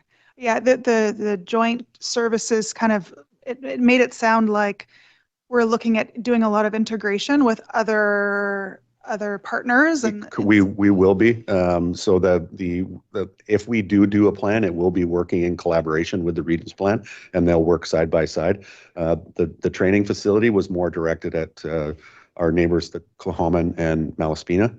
They do have a facility out at Northside, but that is quite a distance to go for crews. And if we do get a call, we're half an hour or 40 minutes outside of our area. So we needed a training facility that was jointly used, which would include Coahoma and Malaspina. Yeah, I think when I think about decisions related to moving this forward and looking forward to implementation and budgeting, it's like a balance of health and safety of the crew and the people that are doing the important work of keeping our community safe, the safety of residents and the service levels that we provide them in terms of that safety, and then the cost of the services to our tax base. And so when I get what I heard even before I was on council from the firefighters in this community is like it's about people and staffing levels and feeling like they're supported in that sort of workplace way. And the structure is less important. The current one is inadequate, but we're not needing a huge something really big. And I get the description of the joint services one that sounds a little fancy and expensive to me when it comes to actually getting to a budgeting point for that. And so I have a little bit of hesitation when I read the description of it. I think it was the reason the recommendation was worded the way it was, because for each of these items, I will be coming back to you with a report on how it's going to be implemented and with who. Okay. And kind of related to all of the above, I know sometimes there's a sense we don't know what we set in motion when we receive a report. And so obviously, as Councillor Elliott said, we can give direction to staff to come back to us with plans on what implementation looks like, what it will cost. And then we have decisions, right? And those are hard because we're balancing all really important factors for our community. It's so important to support the crews that keep our community safe. And also we have to balance all of the other things that add value to our community. So I just wanted to acknowledge my a little bit of a concern because I don't know what we'll see back to implement it, and I feel I don't want to have a sense of we start this in motion and then the future is predetermined. I know that it isn't. This council and future councils will have to make hard decisions as we do every meeting, but so just raising my anxiety. Angst. Yeah, angst. Thank you. Okay. Looks like, please. I move that council receive the fire protection master plan dated October 29th, 2025, and that staff be directed to develop methods and processes for implementation plans and report back. Seconded by Councillor Southcott. Councillor Dow. Comment? If it's my turn, if the mover doesn't want to speak before me, I will go ahead.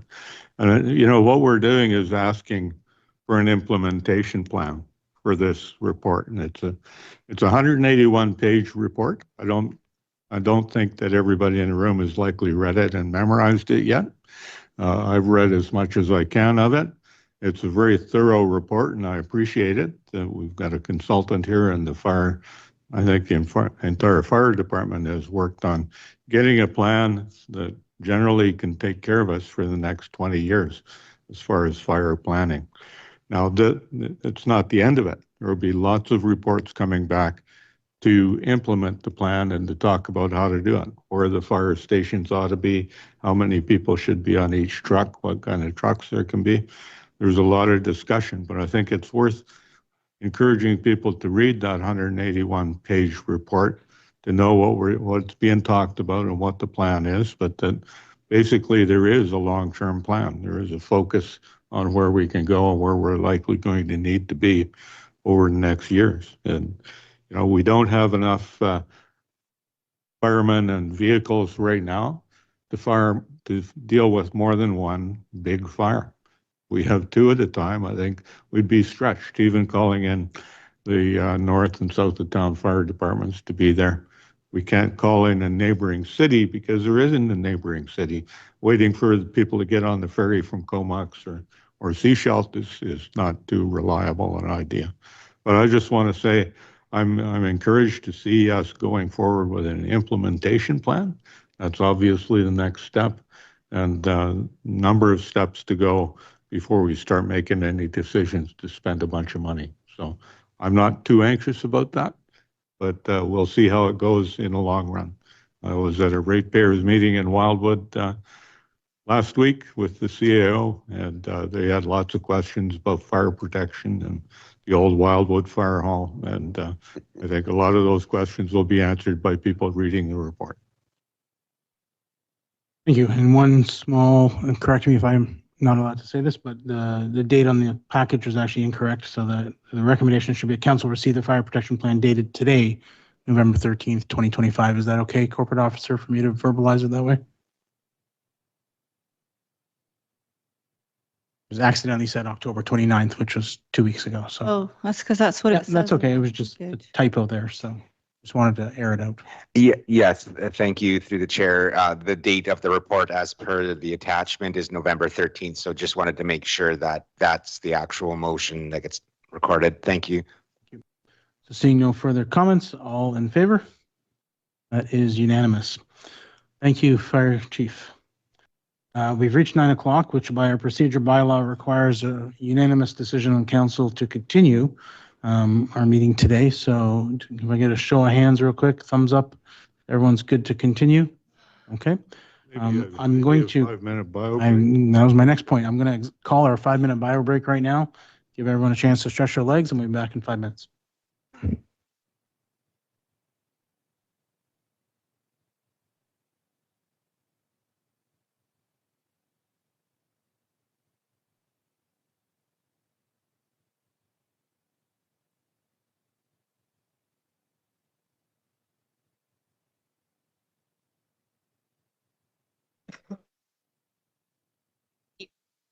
Large part of the fire department.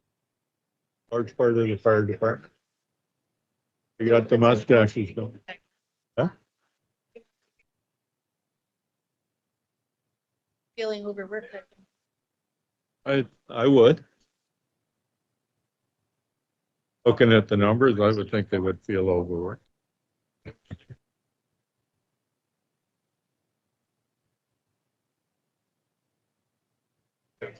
I'm in a council meeting.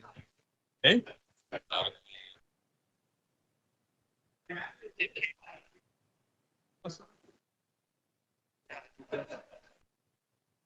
Just purchase teams. Oh my God. Yeah. You just did? Ocean. Or is it the Indian Ocean juncture?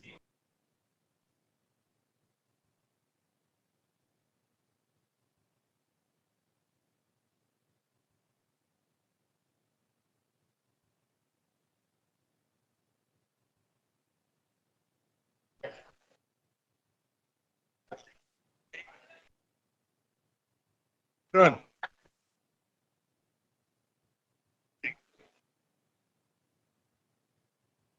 Yeah, we just took a break.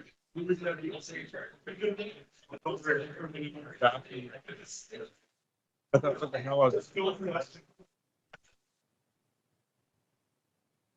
it is 9 o'clock. Yep. Oh, and it's what? It's 7 o'clock for you, isn't it? Yeah, right on. Oh, Portugal sure looked awesome. Was it? Yeah, right on. Hey. Thanks for calling. Yeah, mine. Okay. Hey, bud.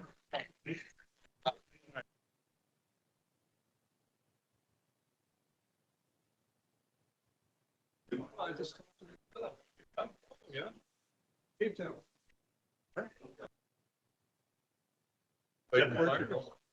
No. Going for a swim and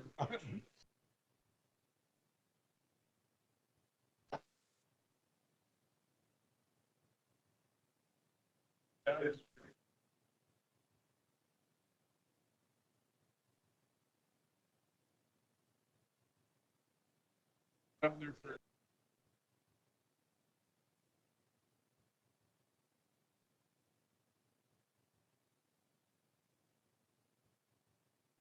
yeah.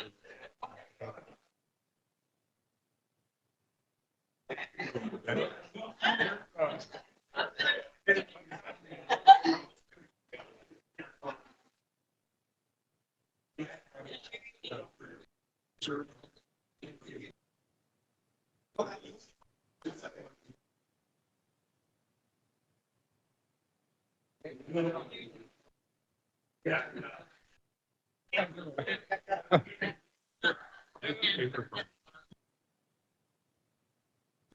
Oh, really nice.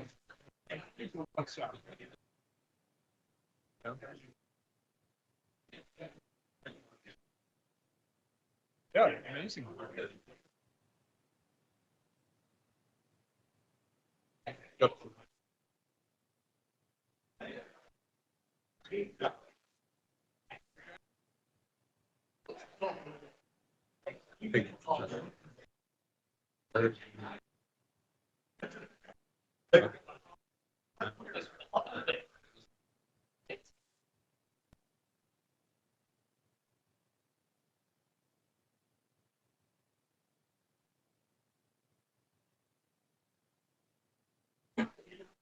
Yeah.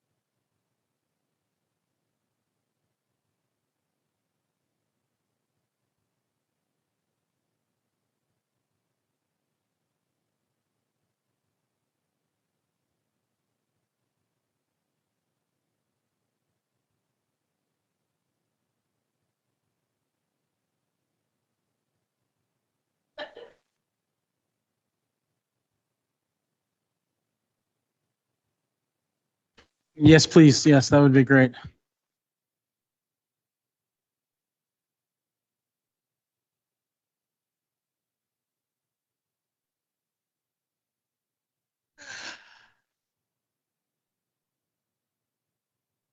No medication here. You need. I have a headache. I don't know. It's not getting better. I have ibuprofen. Do you? Oh, would I be allowed to have? You will accept, do I? I got acetaminophen. Oh, I like that too. Which one do you want? Okay. Let's get started here again. We're up to 13.2, Town Site Intersections Traffic Operation and Safety Review Study. And we have Miss Lukianova here. Good evening, Chair and Council. And for those of you who I haven't had a chance to meet, my name is Anna Lukinova. I'm the Sustainability Planner. I've been back to work part-time following a mat leave, and good to see many of you again. My report to you is on town site intersections and a proposal to conduct a traffic operations and safety review study. This report comes as a follow-up to a delegation that Council received in the spring from the James Thompson Parent Advisory Committee, or PAC. And they came to Council with their concerns about children having to cross Poplar Street, in particular in the intersections at Ash and Aspen, to reach the bus stop near Henderson Park that's shown on the map. Prior to coming to Council, they engaged with the school district to address the issue. However, school district wasn't interested in moving the bus stop, and that's primarily because moving it would simply mean that other kids from the other side would have to move Poplar Street. So they came to the city with their safety concerns. And the direction from council at that meeting was that staff engage School District 47 and the Parent Advisory Committee leadership in exploring possible paths forward for safety for students. And so we did conduct those engagements, engaged with school district. Again, they maintained their position that the bus stop is in a safe location. It's a 30-kilometer zone next to a park, and that the safety of adjacent street is within city jurisdiction. And engaged with the Parent Advisory Committee as well, and went on site to look at the times of the school bus drop-off and pickup. And indeed, there are some challenges with poor yielding behavior on part of drivers and not yielding to children trying to cross Poplar. So following those engagements, and I want to add that the concerns of the parents weren't specific only to the school bus stop. They also were general concerns around kids reaching the park as well and crossing those intersections. So following those engagements, we worked with ICBC Road Safety Program and engaged an engineering firm to see what some options might be. And they proposed conducting a traffic operation and safety review study. And ICBC has been willing to support it with $20,000 in funding. And that study would look at some possible improvements to these intersections to improve safety. And staff also chose to include Marine Avenue and Ash intersection because it just continues to come up in our public engagement as an area of concern as well for pedestrians and vehicles. So it would cover those three intersections. The study would look at some possible improvements and also provide cost estimates. And that's always very helpful for staff because that's something that enabled us to take advantage of grant programs like the BC Active Transportation Design Grants, Vision Zero, or the Federal Active Transportation Fund as they come up. And we feel that this work would align well with Council's priority to continue progress on safe and accessible active transportation corridors in our community, and also align well with pedestrian policies in the official community plan. So the recommendation before you today is to proceed with the study. And that completes my report, and I'd be happy to answer any questions. Thanks very much.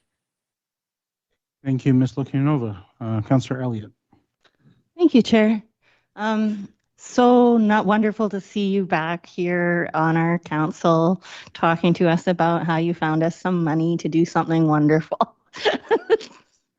And so my question is does this motion also authorize application for the grant, or do you already have that approval, or is that a process? We have approval for the funding, but we do require council approval to receive the funds since it's not in the budget. And that's what this motion's about? That's right. Okay, thank you. Yeah, I'm wondering what a traffic operation safety review study outcomes might produce. Like what types of things are included in that? I'm guessing something like recommendations on changing stop signs might be a part of it. Some of those intersections there are kind of have odd stop sign situations, but what else might be included in such a study?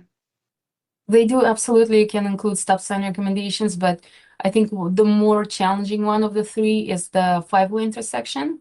And it can be more substantial improvements there, so possibly curb extensions. If you might think of the intersection at Maple and Aspen and how that's been changed through the recent Maple Avenue work, you can think about something like that. So a much more involved improvement. Yeah. So the recommendations generally are related to physical improvements to make the intersection safer. That's what the reports would result in. Correct. Yes, and they would come with cost estimates so that that would be grant application ready for future grant opportunities. Thank you. So Councillor Selko, then Councillor Dope. Thank you, Chair. That actually answered my question too. Okay, Councillor Dope. Just a couple of comments. I go by all three of those intersections quite regularly, and they all have their own special problems. And the five-way intersection there, which is Cranberry Street, or basically Poplar, right there at the corner of the five-way intersection, has got a speed limit reduction to 30 kilometers an hour right after that intersection.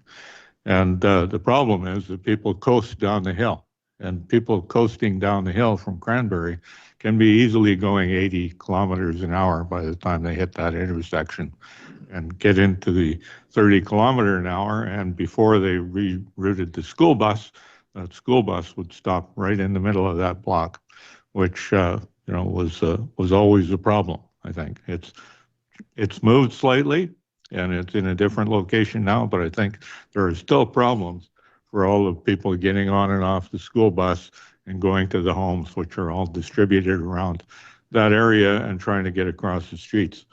The Ash intersections, the one at Poplar and the one at Marine, are really strange. And I've spent a lot of time trying to figure out who decided to put the stop signs where they did.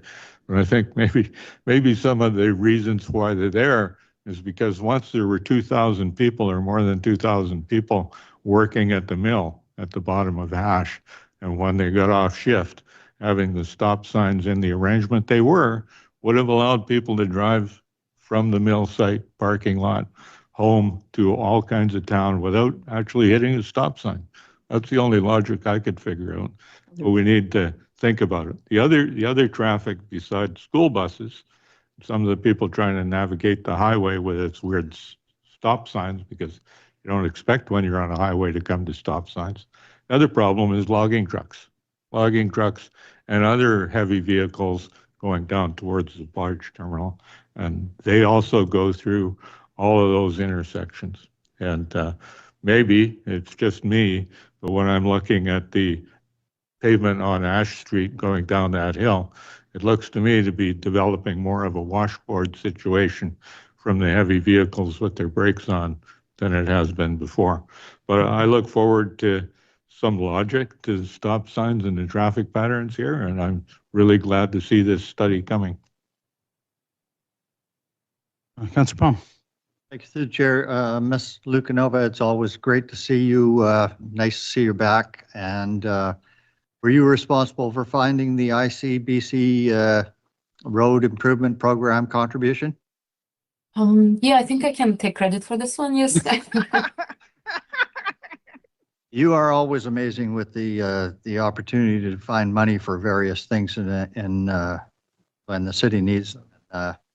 It's great to see that we have some funds coming forward for this, since the school district pointed out to us that safety on our streets is our responsibility. I fully understand that. And once the study's done, I'm sure it will help you reach out for other funding opportunities to take care of the project. So thank you very much. Councillor Isaacson. Thank you. One question about the Ash and Marine intersection. That's provincial highway, and so I'm wondering, any recommendations that come out of there likely would implicate the provincial highway, and how feasible is it to, I know that adds a bit of complication to it, and whether this will add weight to any recommendations or requests we make of the province in the future, how that works. But, excuse me, it would add weight since it would be done by a professional engineer, but also they would engage with MOTT. Okay. And I had a similar question, but I was also curious, since it was involved in the highway, if MOTT was had been asked or was willing to help out with the remaining third of the cost of the funding, since it was a provincial highway. It's a great question. I'm not aware of direct funding programs from MOTT. We are benefiting from ICBC. We have benefited from Vision Zero, which is MOTT funding distributed through Health Authority, but that's typically for implementation and not for studies. So it may be something that we can benefit from once we have some measures to implement. Sounds good. Seeing no further questions, Councillor Elliott. I was just curious, I recall the delegation saying that there used to be a bus stop on Maple right before it went over toward where it's at now, and now there isn't, because they've changed their route a bit. Was it, did the school district say anything about having bus stops on either side of Poplar, and so that all the kids didn't have to cross Poplar? I think through engagement with the PAC, it became clear that it's not just the school bus That Okay. really is the park for the neighborhood. So that seemed to be a concern. Okay, thank you. Anyone wish to read the recommendation? Councillor Isaacson. I move that council direct staff to proceed with a traffic operations safety review study for the intersections of Marine Avenue and Ash Avenue and Poplar Street and Aspen and Lombardy Avenues at a cost of $32,000, with $20,000 of funding coming from an ICBC road improvement program contribution and $12,000 coming from existing funds within the planning department's 2025 operational budget. Second by Councillor Southcott. Any further discussion? Seeing none, I'll call the question. All in favor? Any opposed? Okay, that's unanimous. Thank you very much, Ms. Lukinova. Thank you. Moving on to 13.3, advocating for Canada's role. Councillor Dope. Okay, thank you, Chair. So I will make the motion that's in the package, and if you'd like me to read it, it's that the mayor write a letter to the federal government advocating for the establishment of a full two-way arms embargo to end both the export and import of all military goods between Canada and Israel, and for the transformation of the Gaza Temporary Resident Visa Program, TRV, to safely and effectively reunify Gazan families. And I will have the second motion. I'll read that separately. So if there's a seconder, I'd like to go ahead. Sir Isaacson, go ahead, Councillor Dope. So I'd like to start off by saying that the purpose of these two resolutions is to seek the council authorization to advocate for the federal government to establish a full two-way arms embargo with Israel and to transform the Gaza Temporary Resident Visa Program to support the safe reunion of Gazan Canadian families, and for the city of Burnaby to sign the Apartheid-Free Communities Pledge. Now, there is a report that comes along with it in the package, and that is a word-for-word copy of a motion by Councillor Gu of the Burnaby City Council, she presented this motion on August 25th or 26th, 2005, and it was passed unanimously by the Burnaby Council. So the motions are here because I was approached by a group of citizens back in October 3rd, 2025, who wanted to know if someone would bring these items up for discussion at City Council. They had been a previous delegation to Council in 2023, and Council had written a letter in 2023 to the federal government asking for similar things, but there has been absolutely no follow-up on that. The folks that approached me had tried to get registered as a delegation and come and speak before Council, and they couldn't. So I asked to have it put on the motion on the agenda because I think we need to address it. The leaders of Israel's collective, pardon me, don't want to lose my place on my notes, sir. So I've attached last year's letter to the package. I believe it's in there as well as the thing. So recently, Canada recognized the state of Palestine, but how can Canada recognize the state of Palestine while simultaneously arming Israel? Doesn't make sense to me. Violently occupying the Palestinian people and their lands doesn't make sense. It's a contradiction that makes Canada complicit in genocide and highlights the need for full two-way arms embargo. During a council meeting in August 2025, the city of Burnaby set a precedent again for being the first Canadian city to call on the current federal government to enact a two-way arms embargo between Israel and Canada to transform the Gaza Temporary Resident Visa Program to safely and effectively reunify Gazan Canadian families, and for the city of Burnaby to be a signatory to the Apartheid-Free Community Pledge. These are attached to the motions today.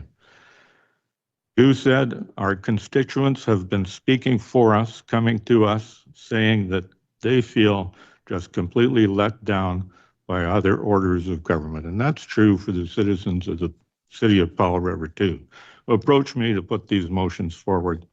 So I've done that. I want to point out that I got a call from our corporate officer today and an email from an individual who pointed out that some of the links in my presentation don't work. And I want to thank Councillor Alameda for pointing out that somehow the word "and" is snuck into those links. When you take the superfluous "and" out of there, they actually function as workable. Links. I think it's imperative to highlight within the letter that goes to the federal government that the humanitarian aid needs to flow into Gaza unimpeded. Gaza doesn't have access to the supplies they need to survive, let alone to start healing. And so the weapons flow must stop. I want to reiterate that I think that I've said before, is that this is not intended to be an impunity against any religious or racial group, and it's not intended to be support for Hamas. Hamas is a terrorist organization. I think everybody recognizes that. The people this is supposed to address and the people it's supposed to be protecting are Palestinian citizens, women and children who are starving and need to be protected. So I'm going to leave it at that, and I'll reply if I need to. Councillor Doak. Councillor Palm. Yes, thank you, through the chair. I've just got a couple of comments and I'll leave this one alone. First of all, notice of motion is a tool to bring forward concerns of our citizens. And I appreciate this being on the docket tonight. Any councillor can bring items like this forward for discussion. There's nothing to say you cannot, and that's what it's used for. So I support Councillor Doak bringing this forward, hearing that it is a concern in our community. However, I was contacted also by an individual that said that he was also having trouble opening links to the items that on our agenda concerning this item. It's a very complicated item to wrap your head around.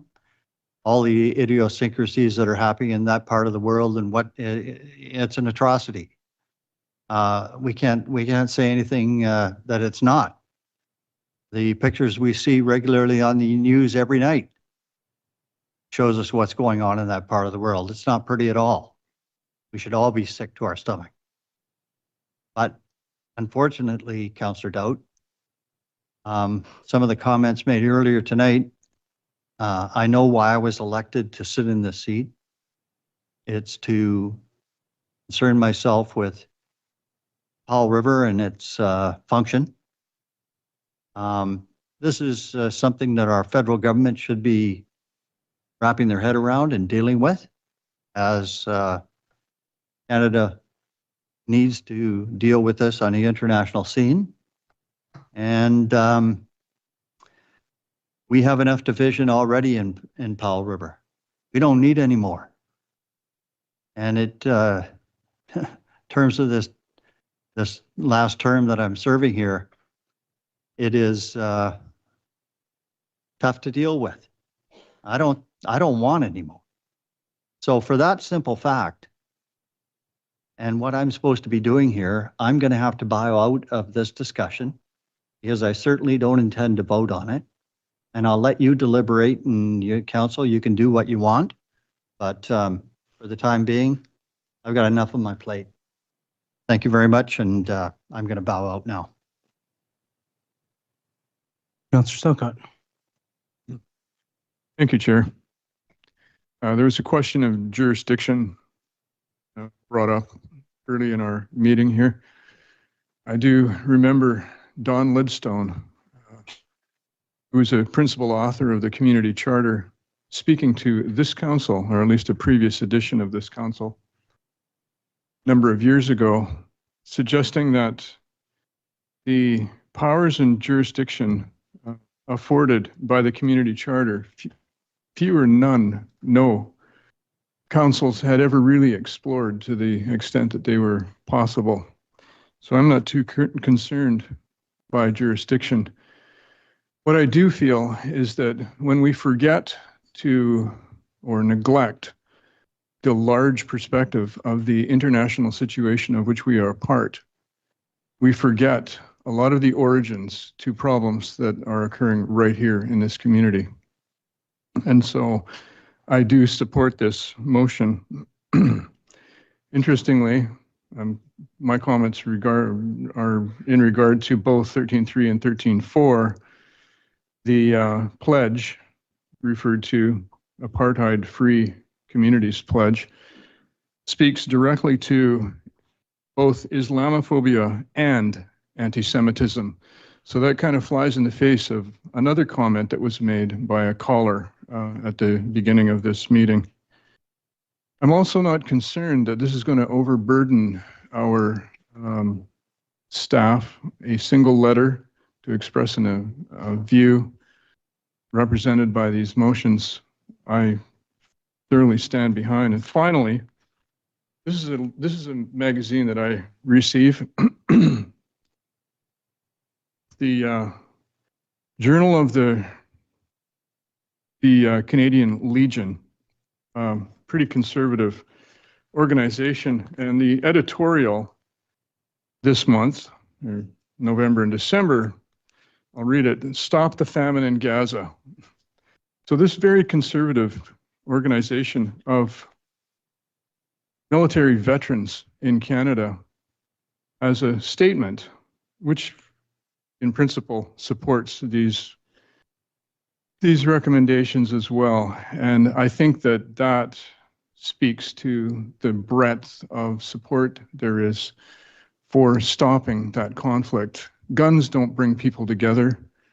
We do, absolutely, as Councillor Palm referred to, we need people to be together in this world, to work together, because we've got big problems to face.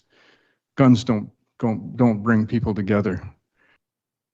So I'm in favor of the first recommendation that speaks against, or speaks for, an embargo of arms in both directions between Canada and Israel. And that's my position. Thank you. Mr. Isaacson. Thank you, Chair. Yes. So I appreciate why there's members of the community that are concerned with us focusing on local issues. And if you've been here for this entire meeting tonight, we focus a lot on local issues.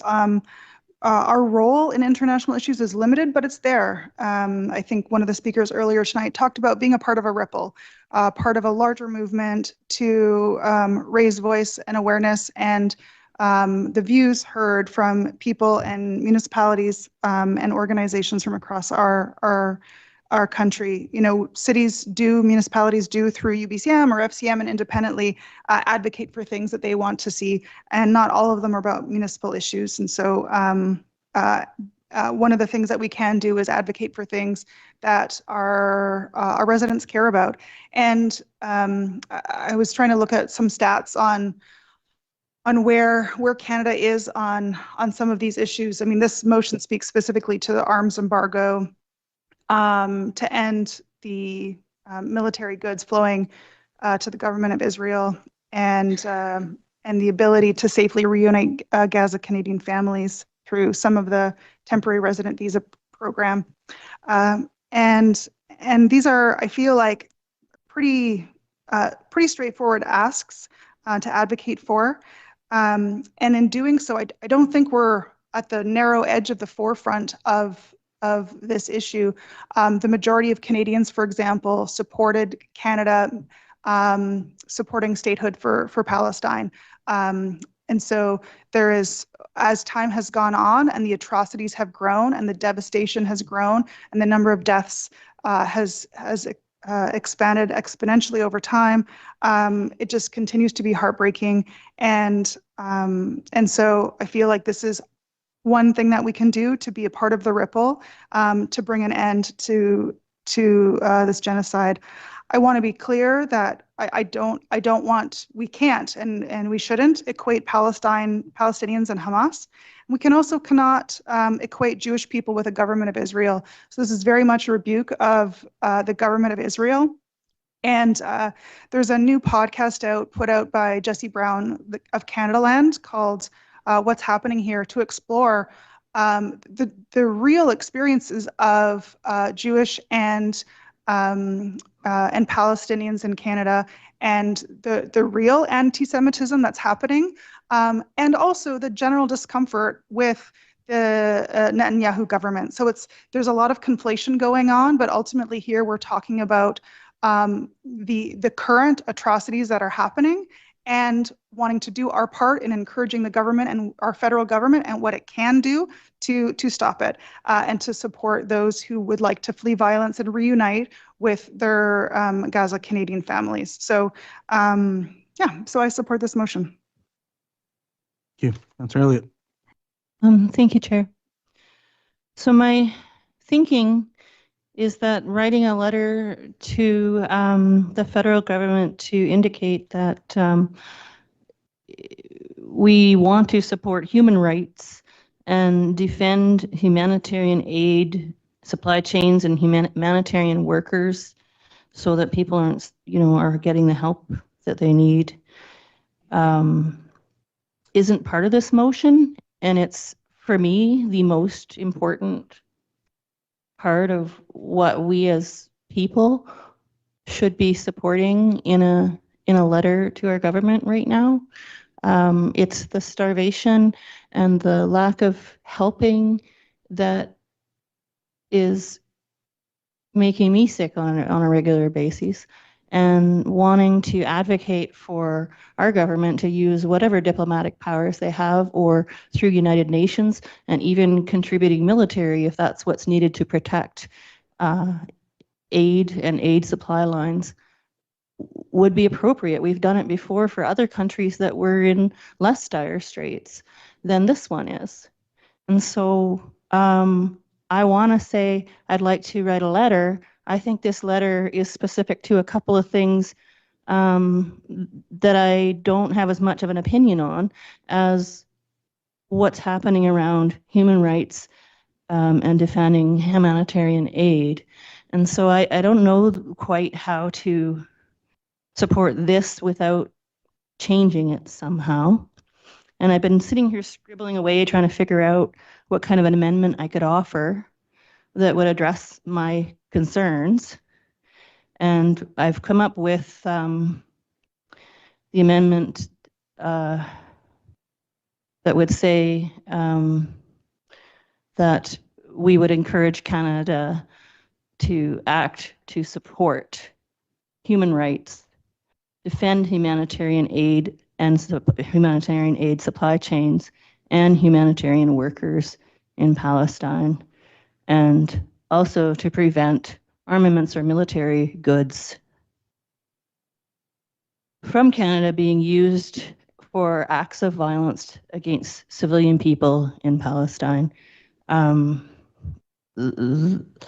That I think could replace the part that talks about the two-way embargo, because that's kind of a specific term that is out of our jurisdiction to figure out the exact way to do that.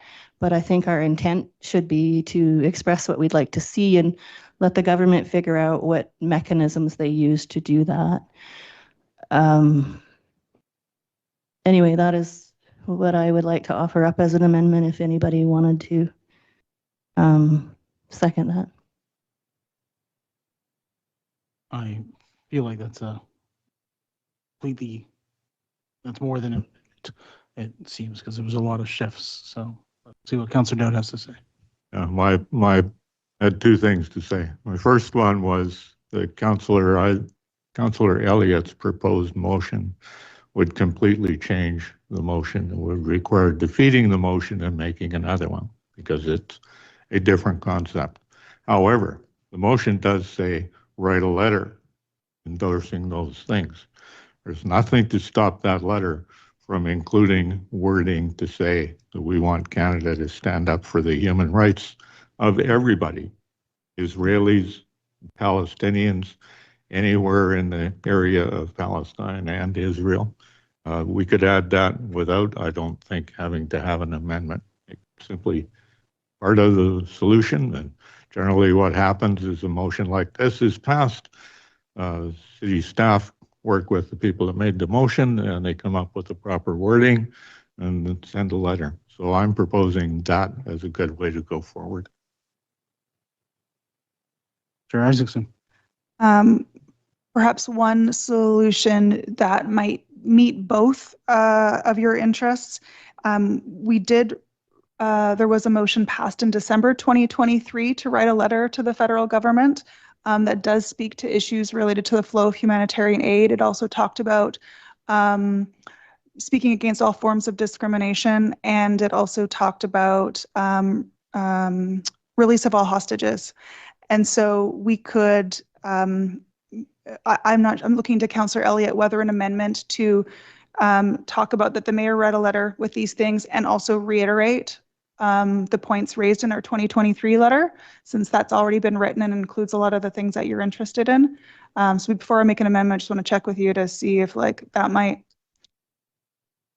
your needs. So one of the things through the chair, thank you. One of the things I was a little bit hesitant to endorse through this motion was the specific language used to establish a full two-way arms embargo. That may be where the government lands, but they may have even better ideas than what we have.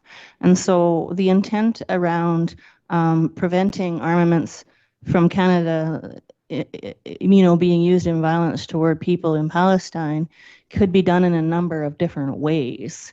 And I don't think here at our level of government, we are purview to what the best way might be. And so I just wanted to be less specific about what mechanisms they might use to accomplish that goal and focus more on what we're looking to see is for Canada to take action toward improving what's happening there as far as humanitarian aid, human rights, and not contributing to the problem. So I think we need to be a lot more general about how that gets done. And so that's my issue with this particular motion. I'm thinking I might vote against it, but maybe do a different motion that speaks more generally to we as Canadians want to see our government really active in supporting people and humanity. So. Isaacson. Thank you. Maybe I could give a little bit more context for what a two-way arms embargo means. Partially, it means that we're not sending our military goods to Israel to be used against Palestinians.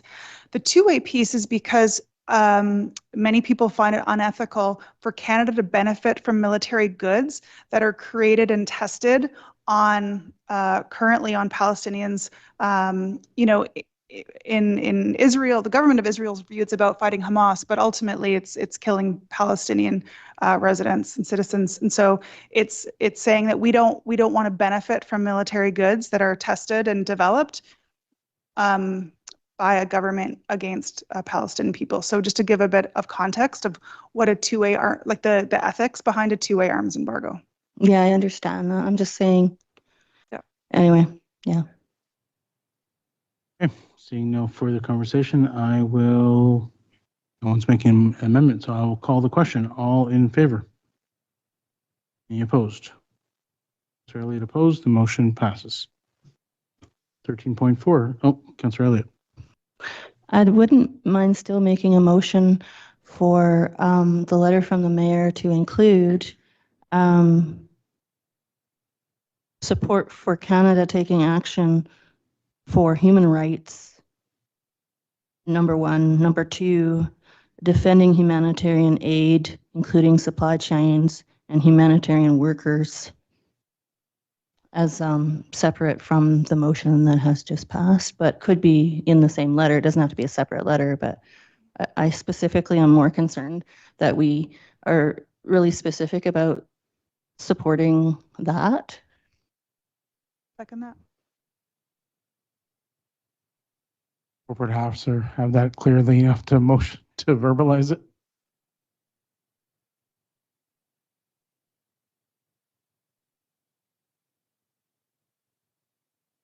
Sorry, if I'm hearing, what I'm hearing is you're putting forward a motion to essentially put forward I don't know what was in the December 2023 letter, but from what Councillor Isaacson has said, it relates to calls for humanitarian aid and that kind of thing that you are essentially asking for. So I guess I'm wondering whether you're asking us staff to put forward a follow-up to the December 2023 letter in terms of those.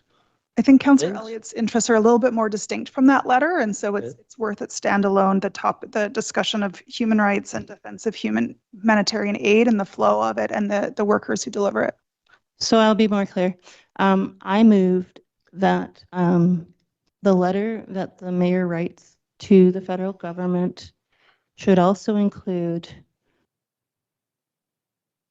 asking the federal government to act to support human rights and defend humanitarian aid, including supply lines and humanitarian workers in Palestine.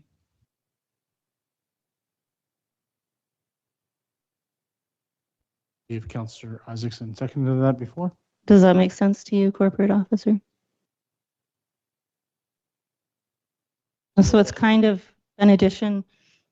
I'm not asking for a separate letter from what the previous motion that passed has asked for. I'm asking to include this content within that letter.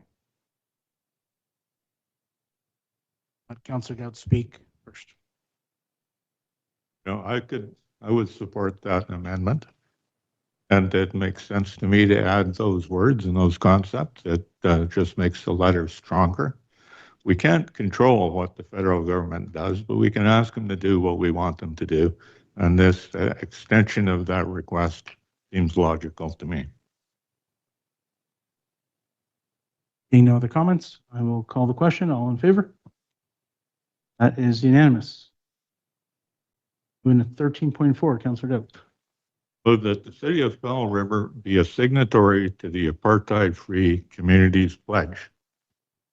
Now, the Apartheid-Free Communities Pledge, and I have had a connection to it in the package, but I think the link didn't work out as well. But for those who might want to find it at home, link to the Apartheid-Free Pledge is https.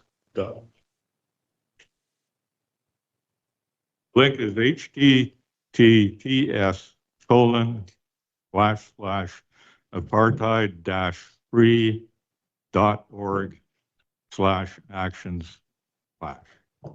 You can find that when you go there. You will see that the pledge is all about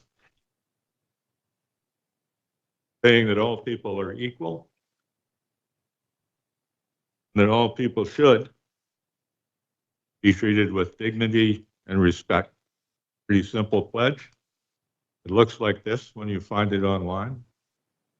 It says that we oppose all forms of racism, bigotry, discrimination, and oppression, and we declare ourselves an apartheid-free community, and to that end, we join others in working to end all support to Israel's apartheid regime, settler colonialism, and military occupation.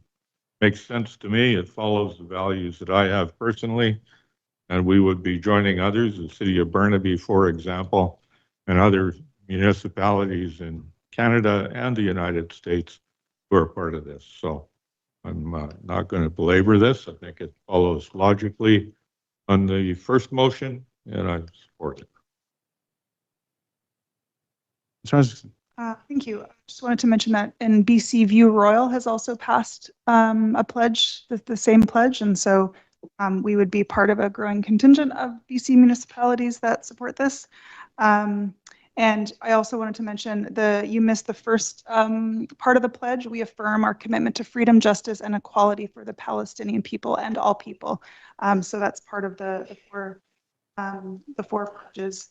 I think that so I support this motion. This motion again it's kind of performative. It's ceremonial. It indicates a pledge, but does not outline how a signatory is meant to carry out that pledge. And so it is aspirational, but shows our beliefs and our commitment, including to all forms of racism, bigotry, discrimination, and oppression.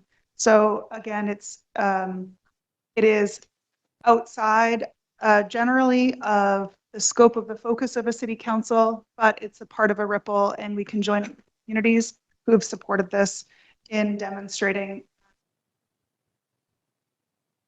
the city, the beliefs of the council. Councillor Elliott. I'm afraid I'm speaking against the motion, and it isn't, and because it's aspirational and it includes a declaration about being an apartheid-free community while we were in Canada, which is not even, like, Canada's situation is not great when it comes to that. And we are, a government created within an apartheid system to begin with, and we're working on changing that and rectifying it and reconciling that. But we have a lot of work to do here in Canada before I could even pretend to declare that our city is there. And so I think it's a little bit hypocritical for us here in Canada to be talking about our community being apartheid free when we sit in a country that has some work to do. That's all. And so while I think the aspiration is good, and I think we here in Canada, our heart is definitely about equality and including all, and we're working very hard to get there. It's not, in my mind, somewhere we can, with a clean conscience, say that we can declare this at this point. And so I will be not in favor of this motion.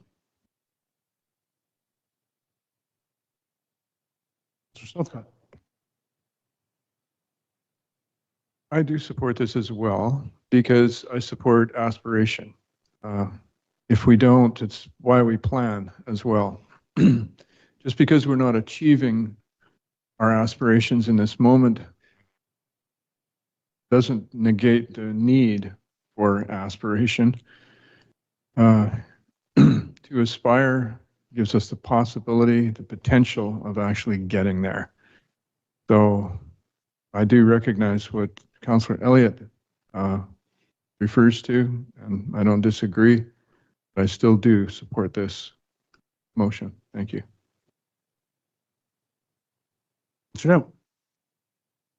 I think other people have said we're not perfect.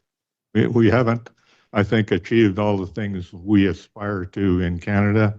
I haven't achieved living in a place where we meet all of my aspirations, but that's not stopping me, and I don't think it should stop the city from aspiring to be in a better world.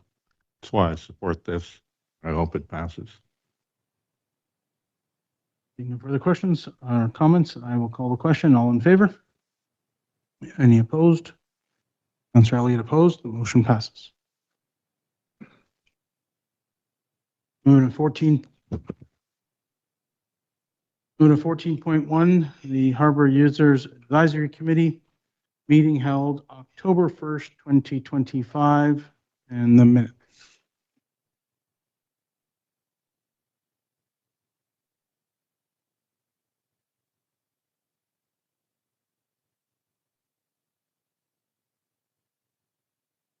Welcome back, Councillor Palm. I'll turn it to you.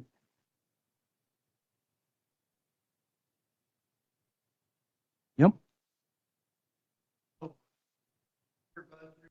Committee. We do have a committee that is dealing with our harbors. It was set up by council. And on October 1st, we had a meeting and we find the minutes on our website. Put them very briefly.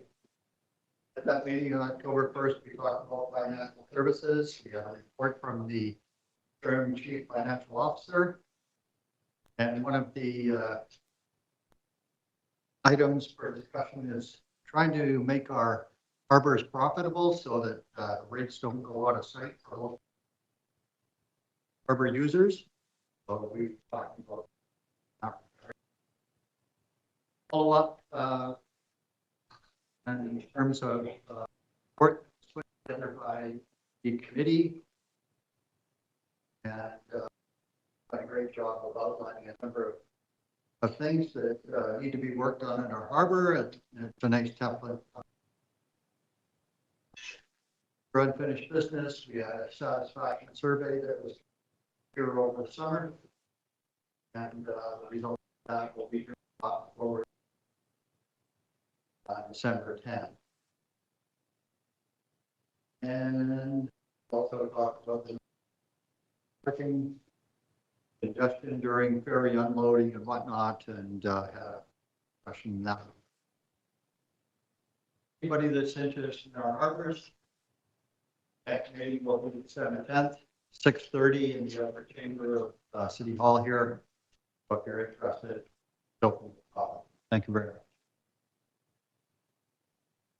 Councilor Palmer, I just have a question. I'm looking at the new business that was discussed here. And it talks about the possibility of a one-way traffic down Courtney to Wharf. Those two roads are parallel. I was curious which the one-way traffic was going towards or what the conversation was about.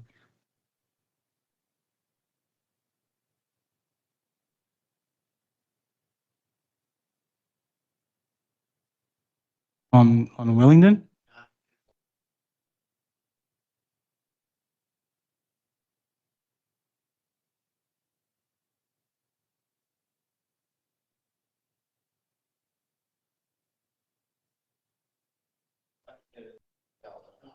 Thank you.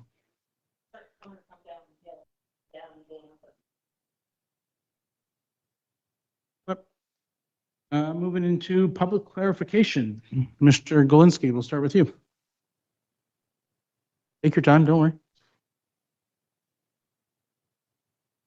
Ask in the meantime, do we have any callers online? All right, thank you. Welcome, Mr. Golinsky. Thank you, Chair. I have a steno pad full of questions, but unfortunately, all of the presenters are absent. So I guess I will have to send a bunch of emails when I return to work. Thank you for the opportunity. You don't want to even give us a chance? Anyone from the gallery? Okay, seeing none. Oh, no. Okay, come on up.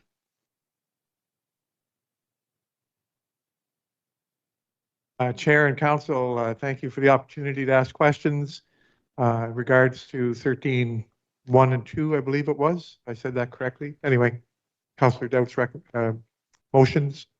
Have any of you watched a movie called Divine Intervention? 2003. Oh, that's a Palestinian movie. Has any of you watched a new movie called The Dragon's Prophecy? Just out. That's by Denise D'Souza. And I'd just like, if you mind, give you a little quote out of The Dragon's Prophecy. It opens with, "Dad, talking to you from a Jewish woman's home. I killed her and I killed her husband. I killed them with my own hands." Now, if that wasn't a Palestinian person calling his Palestinian dad back home, I don't know what was. I urge you to watch it. I've watched 10 minutes worth of the video from that October 7th day. That's about all I could stand. That was video made and created by Hamas to promote themselves and their stuff. You cannot make these kind of motions in a vacuum. If you could, Egypt would open its doors. Syria, Saudi Arabia, they would all open their doors to their Arab brothers, and they're not. So it's really disappointing to see my council virtue signaling like this across the land, across the world. Anyway, that's the questions. Thank you. Thank you. Anyone else in the gallery? Being none, I call this meeting to adjourn 10:02.